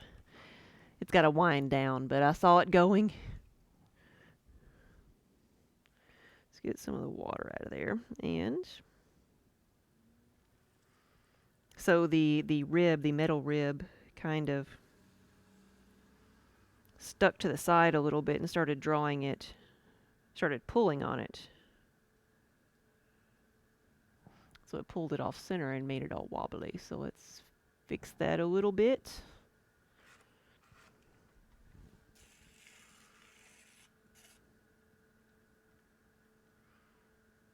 Go a little bit slower this time. I do always forget to slow down the wheel. That really does help. I get into a groove and then just forget how fast I'm going.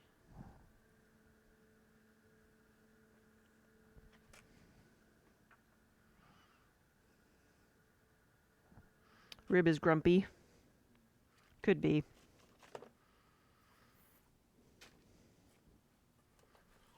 Or that I'm not using enough water or I'm going too fast.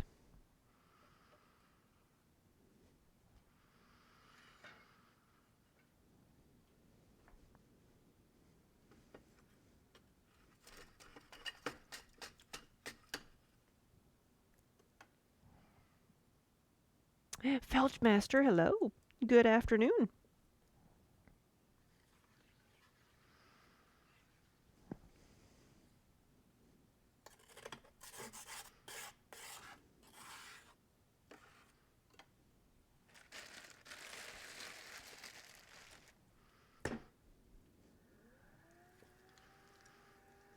Blame the tools, not the artisan. See, normally I can blame a cat, but Minnie's over here asleep, so I can't really blame her this time.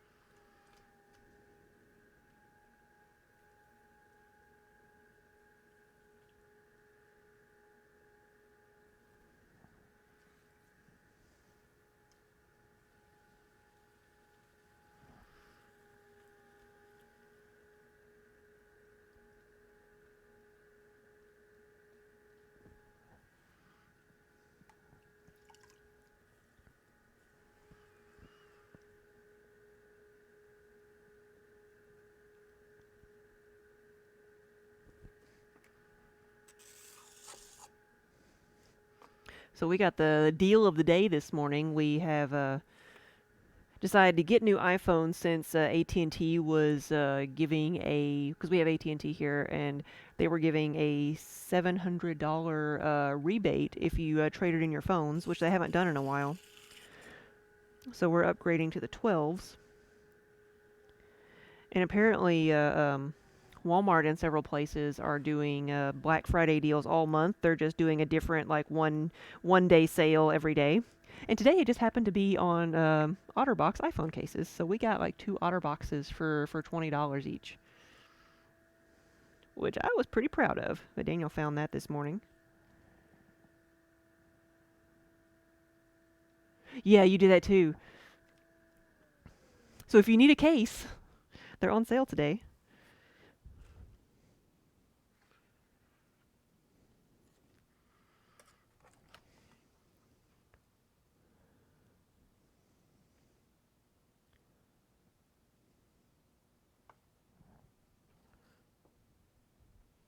You gonna do that underground?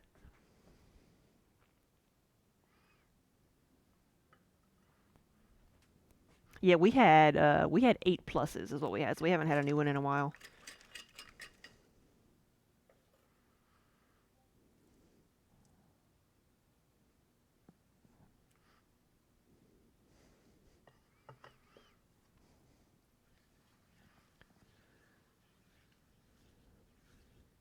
Hey, Tisket.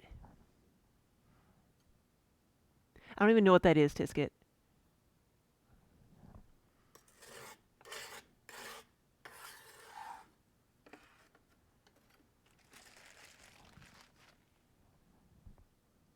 Oh, really? Samsung's not doing that great? I guess it was it Sprint who was doing that too?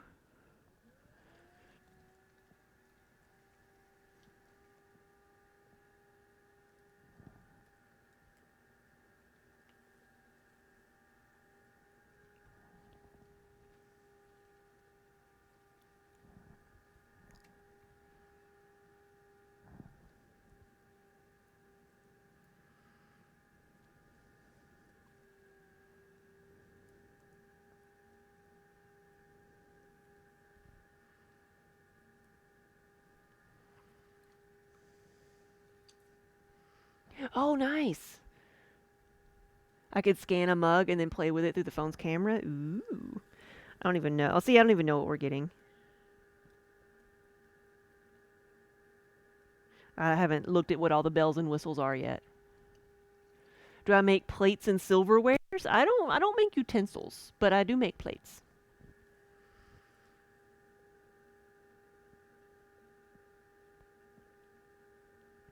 Just not very often.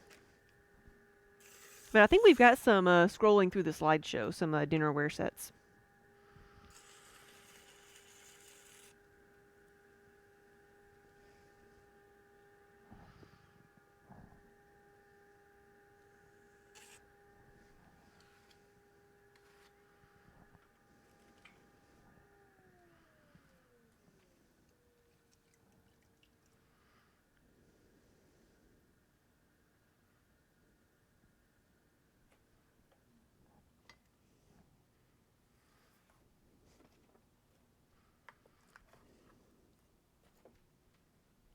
There is 35.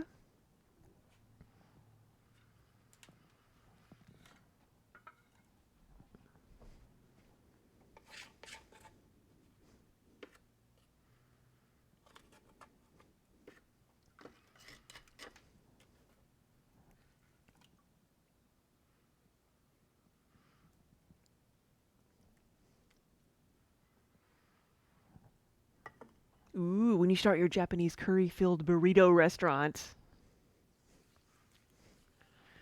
I will happily make burrito plates for you.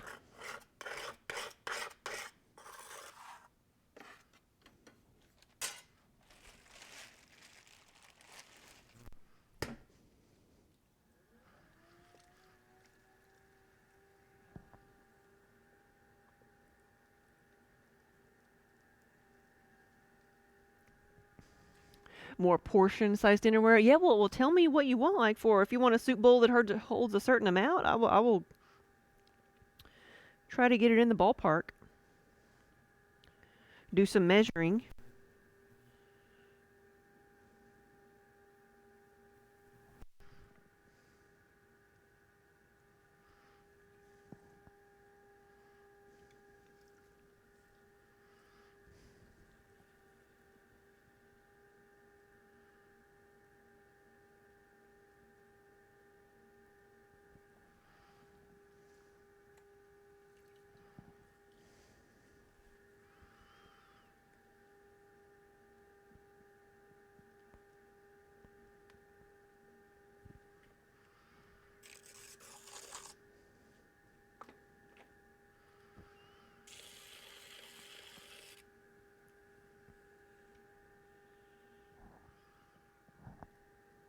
Perfect. Why can't I get them that good every time?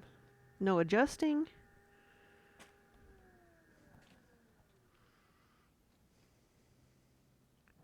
Alkaline, welcome. Thank you for the raid.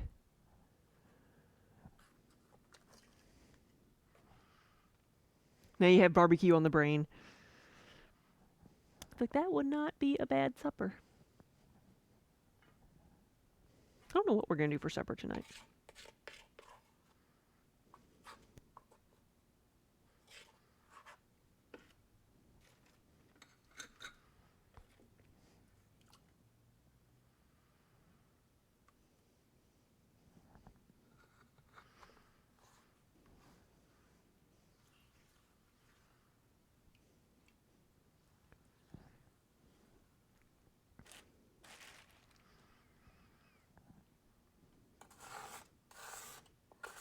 Sounds like you're gonna be operating a food truck underground. Like 3 options, that's all we got. We'll serve till we're sold out.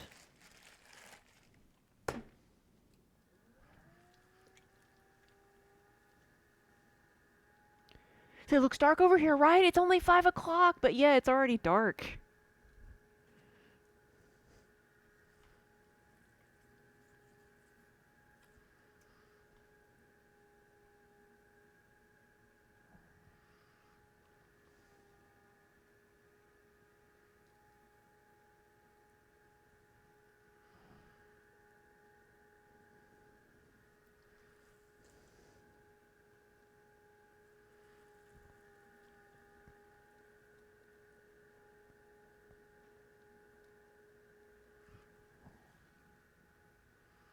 Yeah, 430.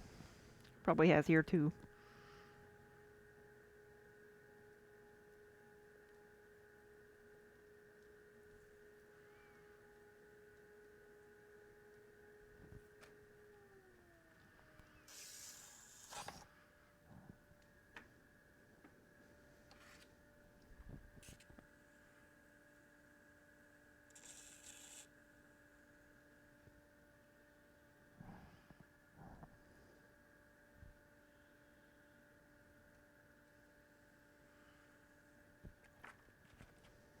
So I thought I had like 50 of these, but I apparently can't count. I don't even know if I'm going to make it to 40.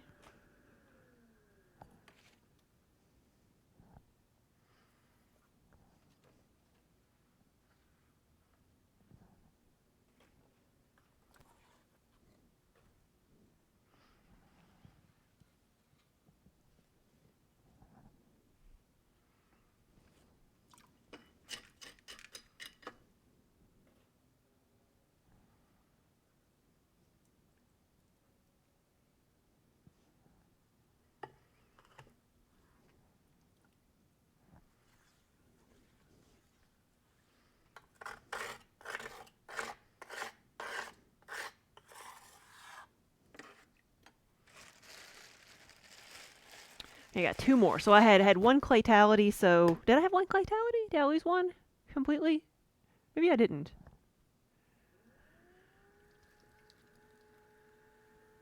Anyway, I'm going to have 39.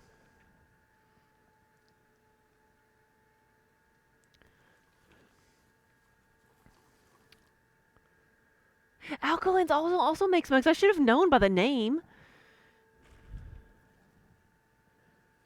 Nice.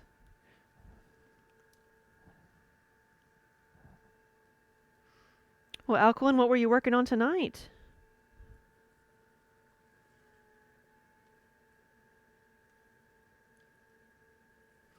Yeah, these are going to be my 20-ounce mugs.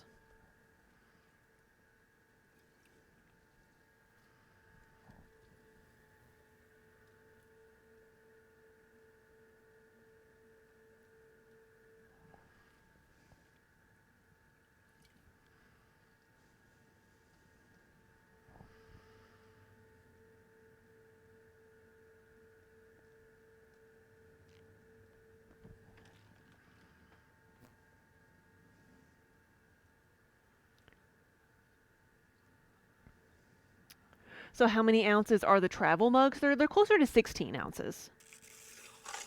Because they're a taller, thinner mug. Where these are short and squat.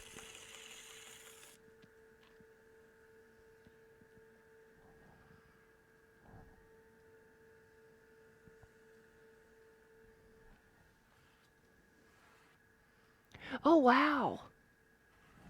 He has a wood-fired kiln.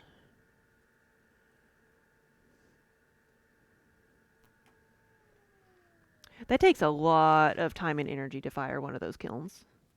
Where did my thing? There he is. It's like I lost my fishing line.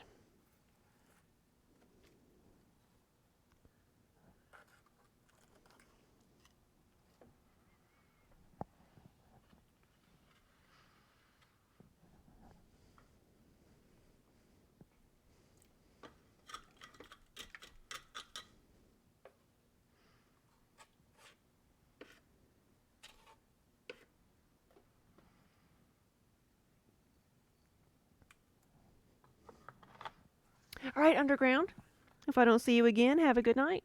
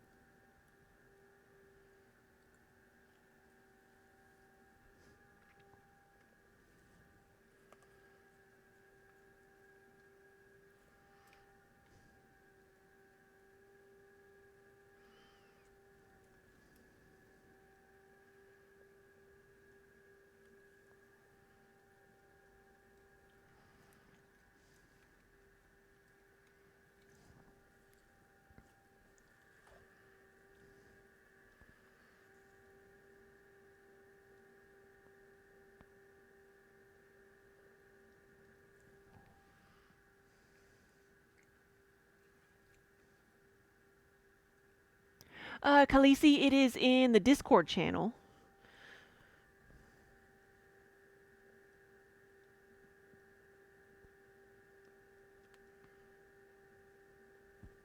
But somebody might know it off the top of their head. Ooh, what you ordering?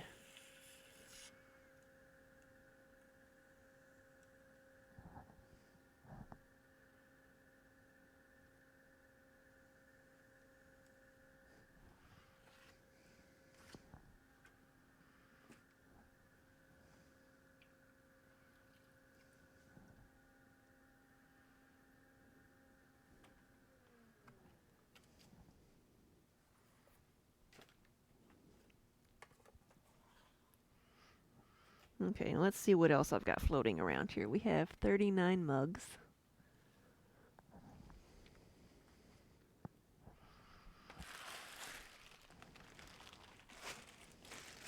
Now these guys are, let's see if it's still, yeah, it's still soft.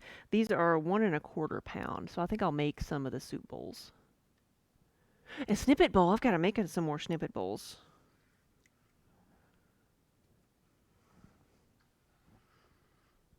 Unless you want an Arizona Sunrise. I have one Arizona Sunrise snippet bowl in stock, and I have one that is the sea foam, the green and white.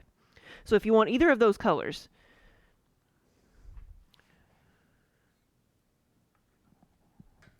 I have those.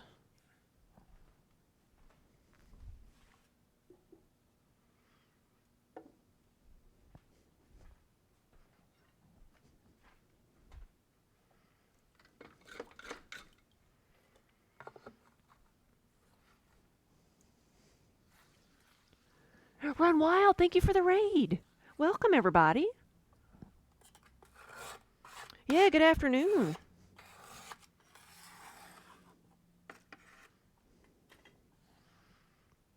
Hey, Run Wild, how are you doing? Welcome, welcome. Thank you again for the raid. How was your stream? Okay, you're getting something special. Okay. The good work, sleep well, I'll most likely kill you in the morning. That's what I'm making right now, the soup bowl that you see on the slideshow. I'm making a soup bowl. Gotta remind myself of what I'm doing here. Except this might be an ice cream bowl. I may not put a handle on it.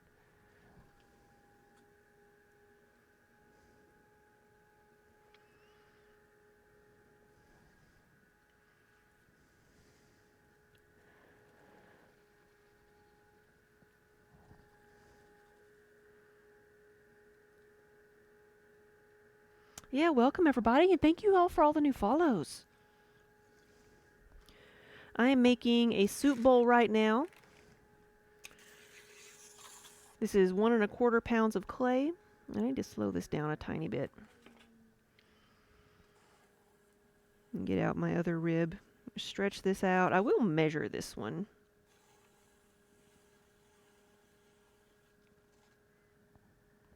So let's see if I go get my ruler.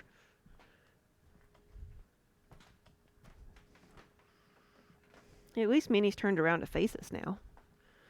So we can see that she's a cat and not just a blob. Okay, that one can be just like a tiny bit bigger. Whoa, oh my gosh, thank you so much.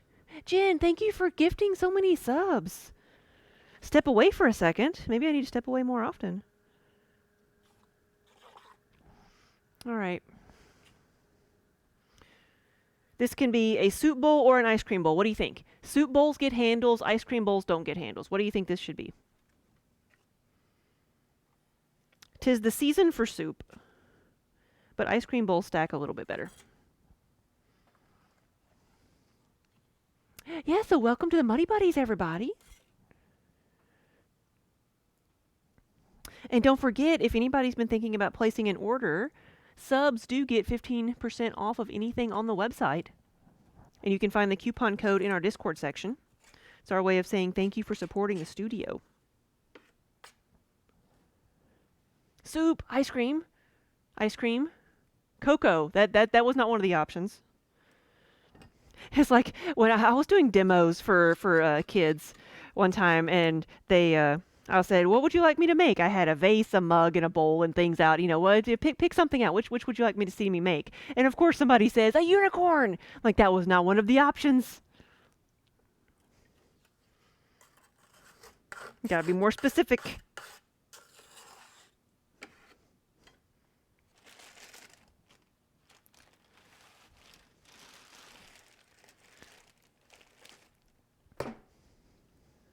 I say, good thing you procrastinate, yeah. But don't procrastinate too long. I'm gonna cut off orders here in a few weeks. Then make sure I have time to get everything out before Christmas.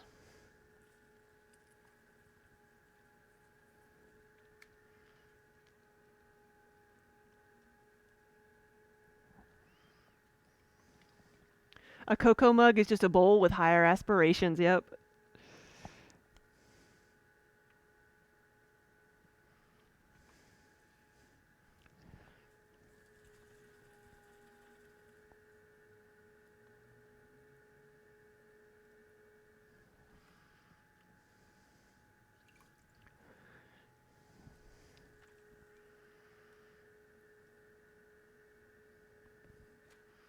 We're going to trim off a little bit of the clay from the bottom here because I don't need that extra clay. And then it's going into my scrap pile, which you can kind of see over here. It's starting to get a little bit out of hand here. But all the scraps that I have from throwing, been sitting over here in a bag, and I will reuse those.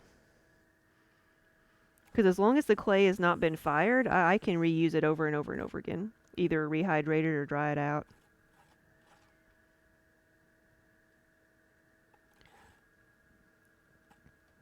Let's see. Whoa, sorry. Perfect.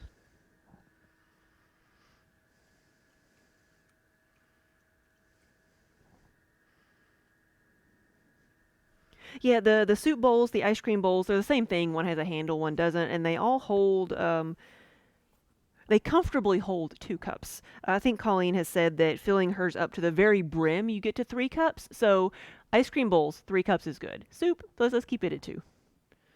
But this is what one looks like when it's done. So it will shrink a little bit from here. So this is what it looks like when it's done, with a handle and everything.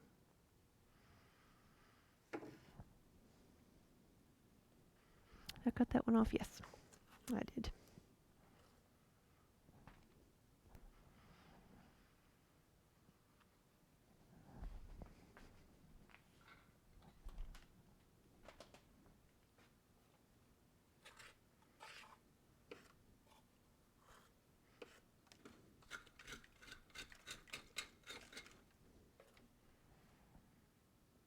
You need like a 50 to 60 ounce cup. We have a tankard that is 32 ounce, and it's pretty big.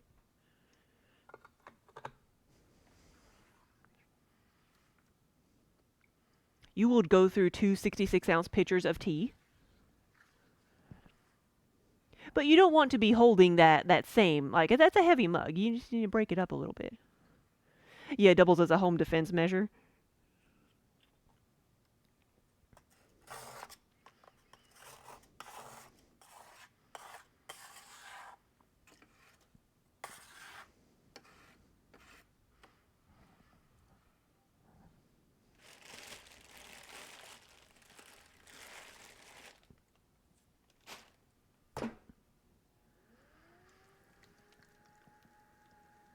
It's like when you get to a 50 or 60 ounce mug, I was going to say that is more of a pitcher instead of a mug.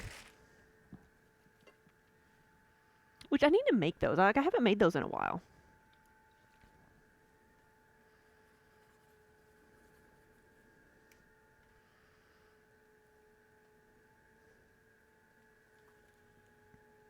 Wait, what am I doing? I'm making a soup bowl. Okay. Should have opened this up a little bit wider.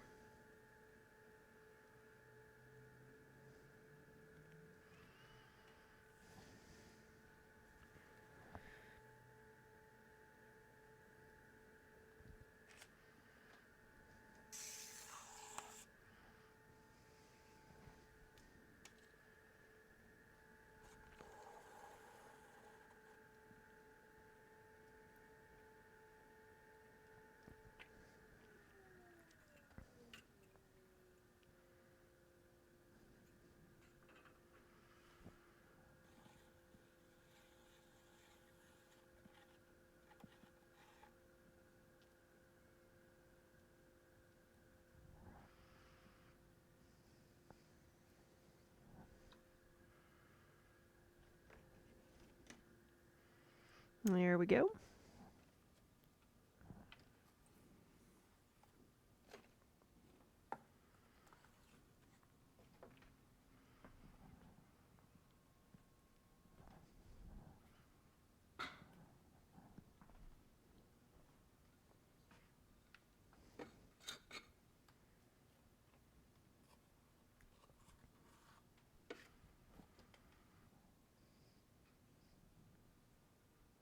You've been wanting like a giant mug saying something like my doctor said I'm only allowed one coffee a day. This is it.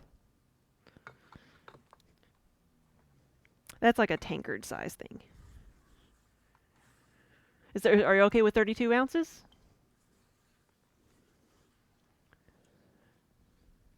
Hey Marie, thank you so much for the resub.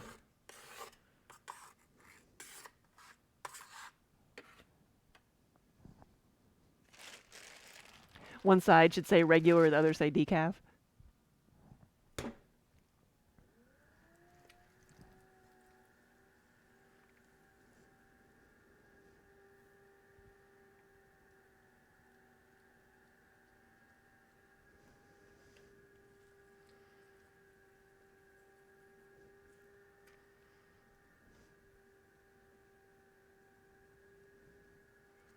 All right, soup bowls.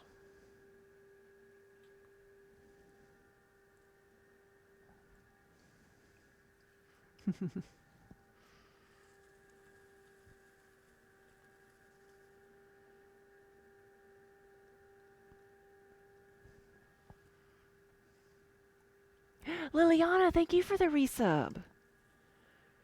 Yeah, good afternoon, good evening, everybody. Soup bowls, these could be soup bowls or they could be ice cream bowls if I don't put a handle on them. And so we might have some of both.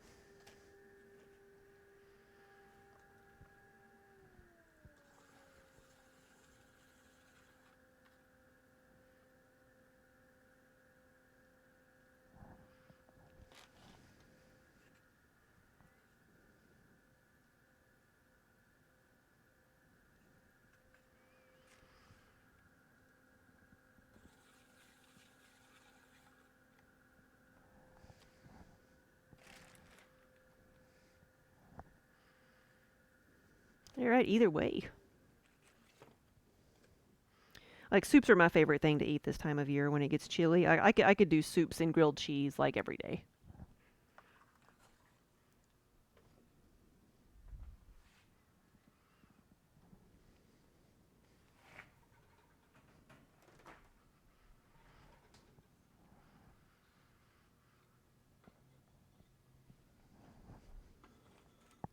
So we have 43 things.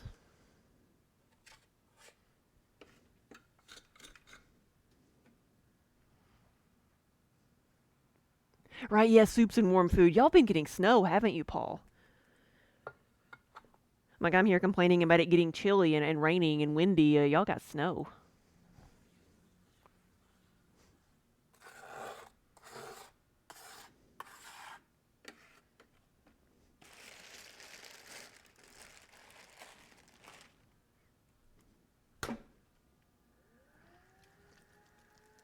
No accumulation yet. Shoo.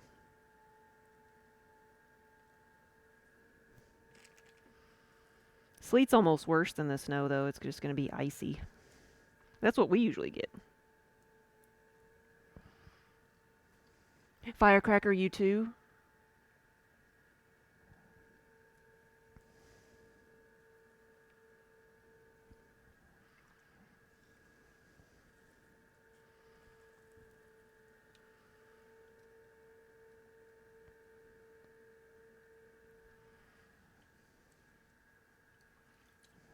Yeah, see, we're in southern Kentucky. We don't do winters well.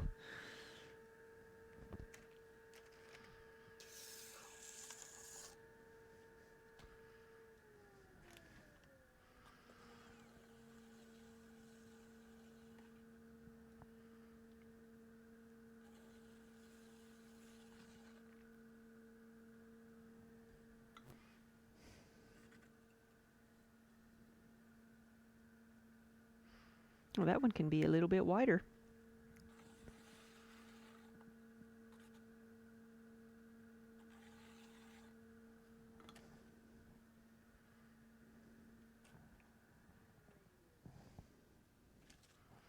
This is Minnie, or Minerva,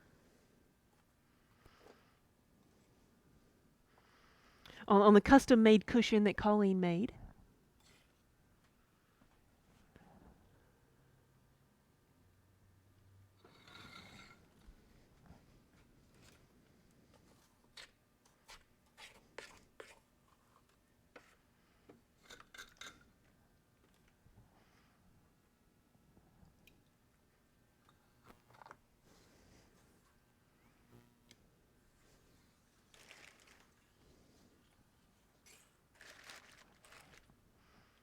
Harvey the bunny. Harvey, are you an imaginary bunny?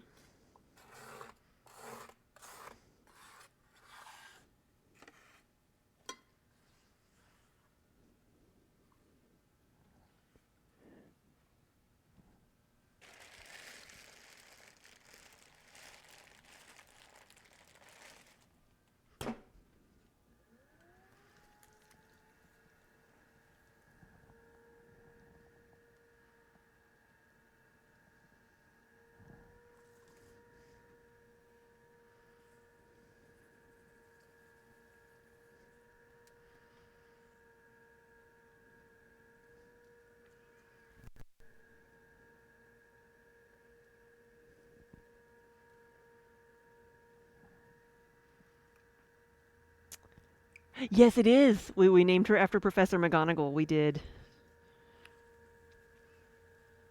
And her daughter is a black cat. Because Minnie came to us and then had kittens in the studio a few weeks later. And one of the kittens we have is she's solid black, and her name is Bellatrix. We call her Trix.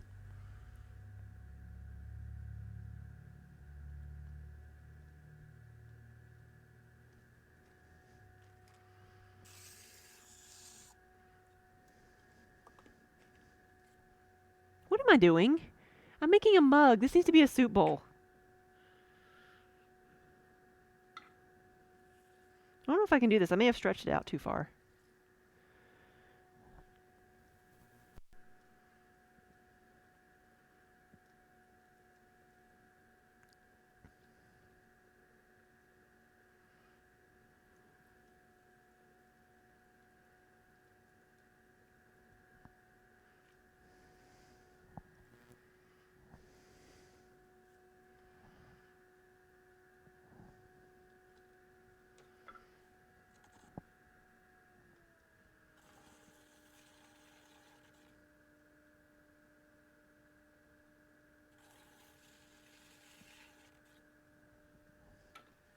Let's see how wide this is. Alright, that's good.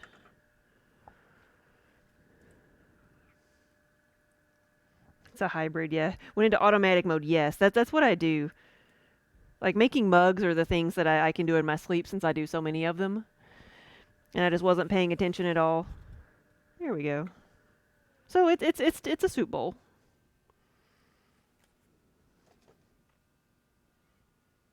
Sometimes when things are stretched out taller, it's hard to then stretch them out wider, but this one I was able to because I hadn't gone too far yet.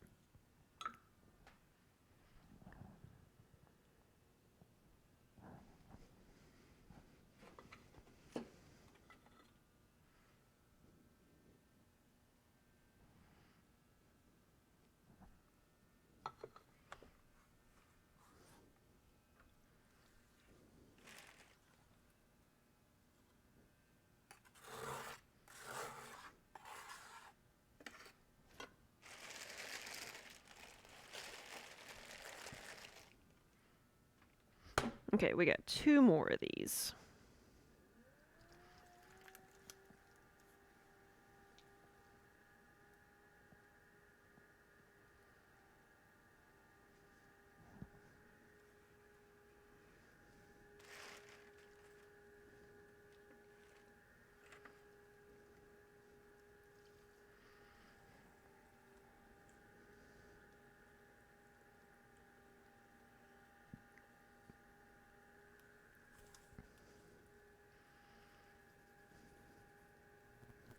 Did they ever remake the movie Harvey, the Imaginary Bunny, or is it still just the like the old Jimmy Stewart movie?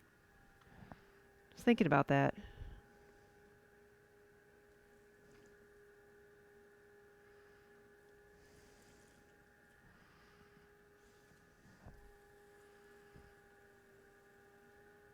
All right, now I need to make a soup bowl. We're gonna make this wider instead of taller. There we go. That's the main difference there.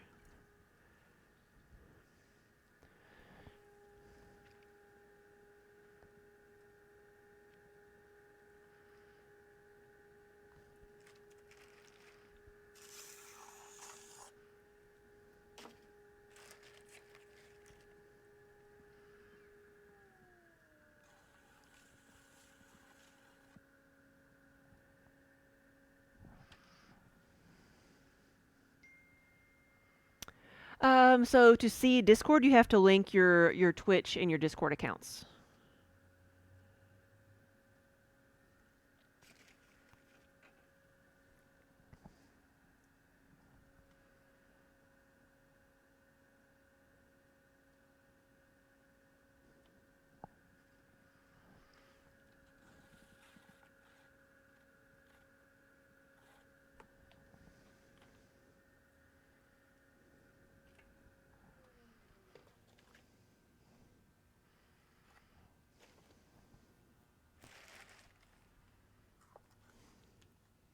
I think we need to make that a command as well, as many times as you have to explain that, Colleen.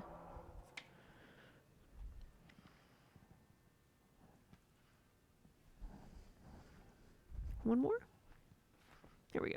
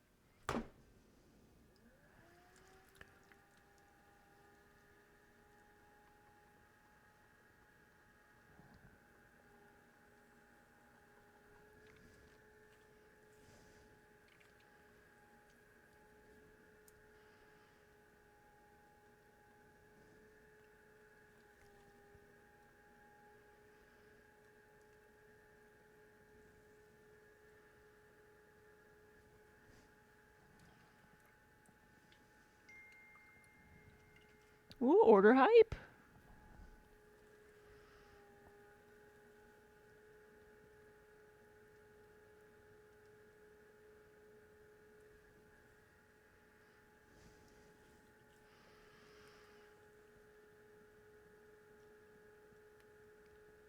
I'm making a mug again. There we go. Come on.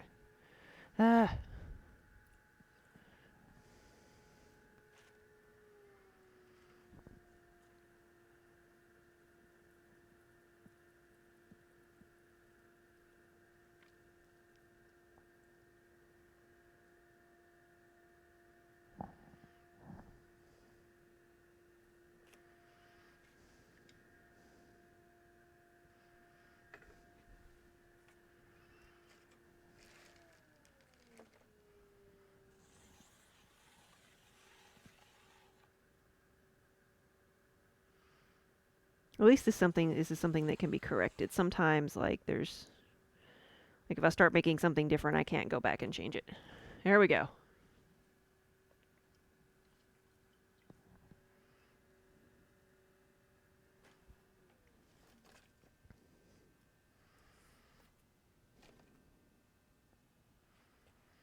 Soup bowls, ice cream bowls. We'll see what they decide to be. Now, I saw another bag of clay over here. I'm going to see what it is. Let's get a tile.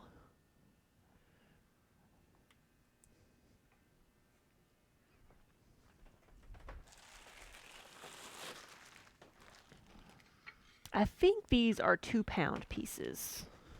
Let's make sure.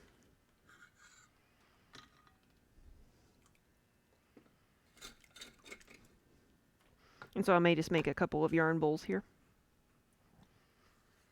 Just use everything up.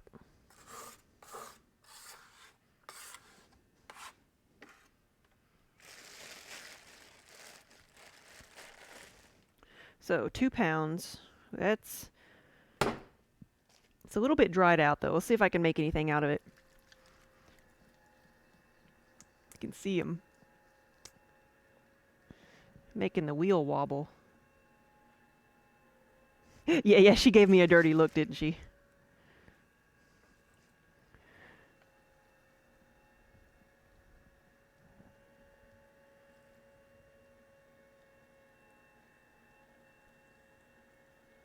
There we go.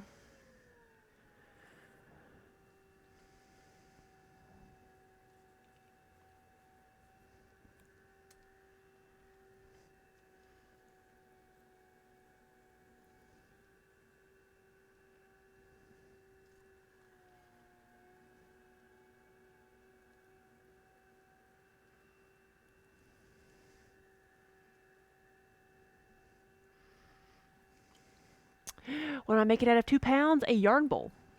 So this will just be a 6-inch wide bowl.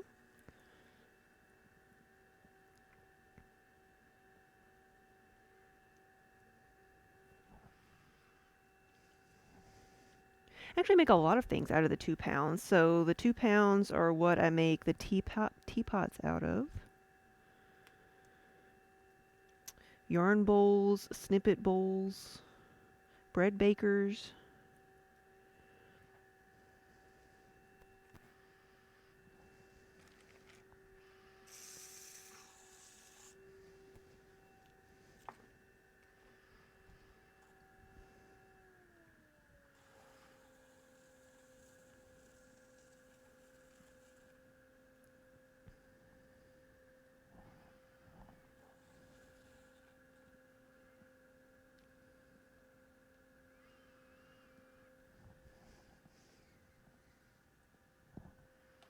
Yeah, still looks like a mug in the first steps. The first couple of steps when making anything are always going to be the same.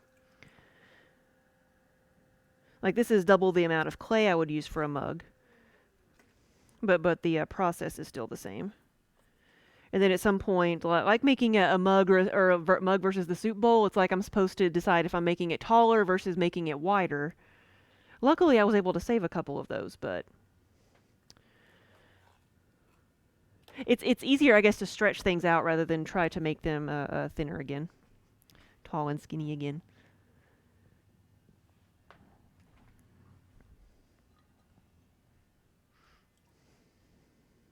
I guess it's like in life. It's easier to get wider. It's harder to get skinnier.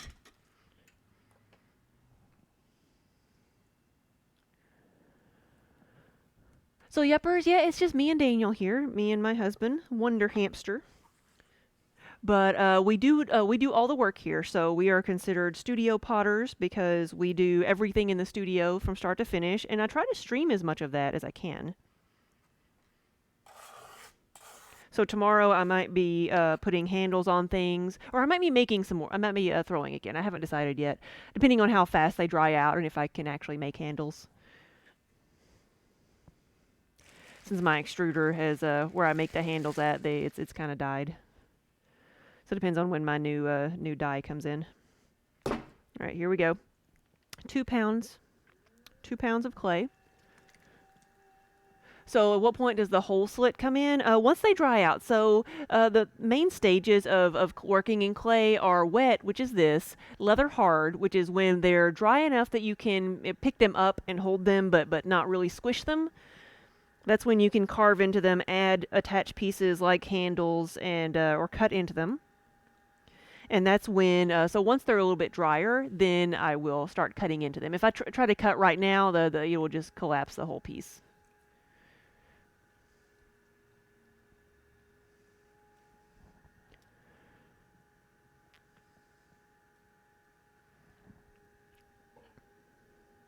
From Holland. Welcome. Super careless. Good afternoon, or I should say good evening for you.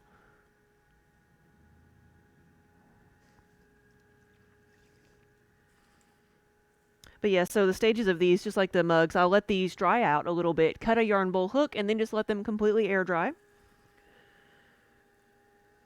Completely air dried is called the greenware stage. And at that point, they're ready to go into the kiln for their first firing. The first firing goes up to 1800 degrees Fahrenheit, which is a fairly low temperature in pottery terms. And what that does is it puts the clay through a chemical change so that it's stronger, it's no longer porous, but it's not high fire. It still is I'm sorry, it's no longer water soluble, but it's still very porous so that I can glaze the pieces without breaking them or without them dissolving on me. And then we will fire them a second time once they're glazed, and that firing will go up to 2232 degrees Fahrenheit. Getting a little bit wobbly here. Let's turn this down. Smooth out the sides. I use the rib so that I can control the shape a little bit more. There we go.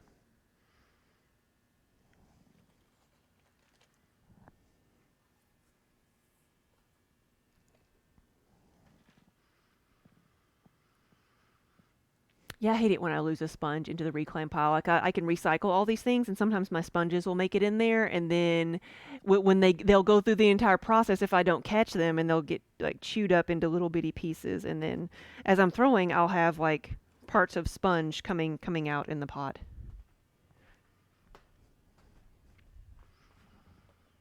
Doesn't ruin anything. It's just annoying and sad for the sponge. The gloves. You're talking about the gloves that like you can wear to rehydrate my hands. Like I was thinking about those today because my hands are getting in pretty bad shape. It's dried out again and getting chilly, so my hands are super dry, and it's like I can't add enough lotion to my hands to make them feel better. The fire gloves. I did look into those. And they did. So I saw two different kinds, and so maybe you can answer the question for me. Why do firemen's gloves need to be aluminized? Because I've worked in a molten metal facility, and so those gloves are probably better than what we had or would go to a higher temperature, but why do they need to be aluminized? Because I thought we had aluminized like aprons and like parts of the jackets and spats specifically to cover our uh, shins and shoes, so that if anything got splattered, like hot metal would be splattered, it would not run down into your shoe. That was the purpose of something being aluminized on safety gear, is so if something was splattered, it would stick. It would not burn you, but it would stick, and it would not then run down into your shoe. Because imagine how terrifying that is. Because in a molten metal facility, you're going to get splashed at some point with hot metal, and there are multiple instances of someone getting splashed and their jacket, repels the molten metal, and it just rolls right out into the shoe. It reflects the heat. Okay, didn't know that, but it makes sense.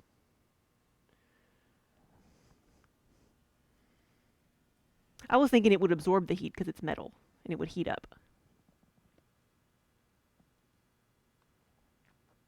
The aluminized silver gloves are for airport firefighting because the jets will burn, like burns will be so hot. Oh, okay. Yeah, that's why they use the aluminized spats and things in that environment. Grilled cheese, yay! I might do that too. I've got some bread left. So how many did I actually end up with? We have 35 there. We have 47.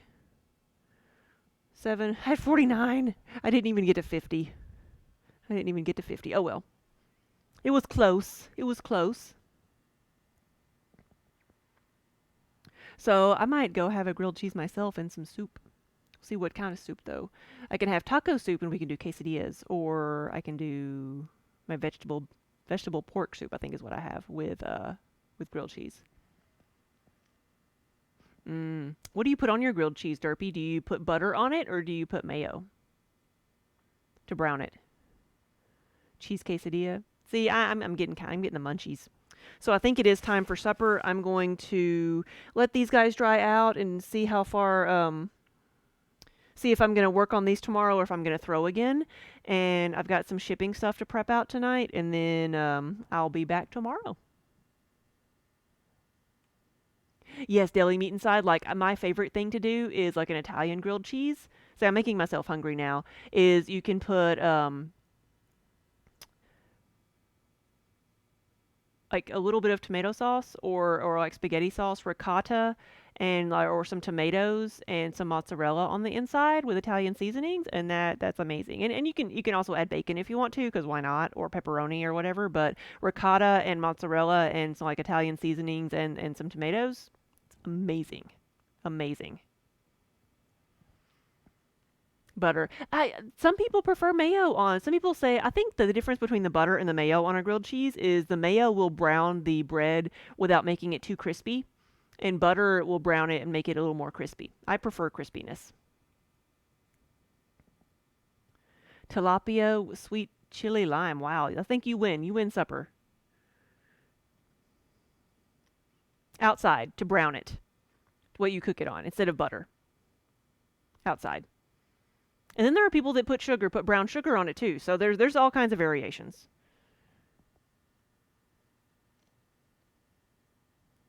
Yep, works exactly like butter. Shoot. All right, guys. I'm out of here. Thank you so much for watching. Thanks for hanging out with me for a little bit. And I will see y'all later.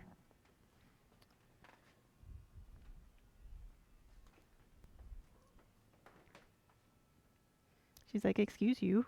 I'm busy.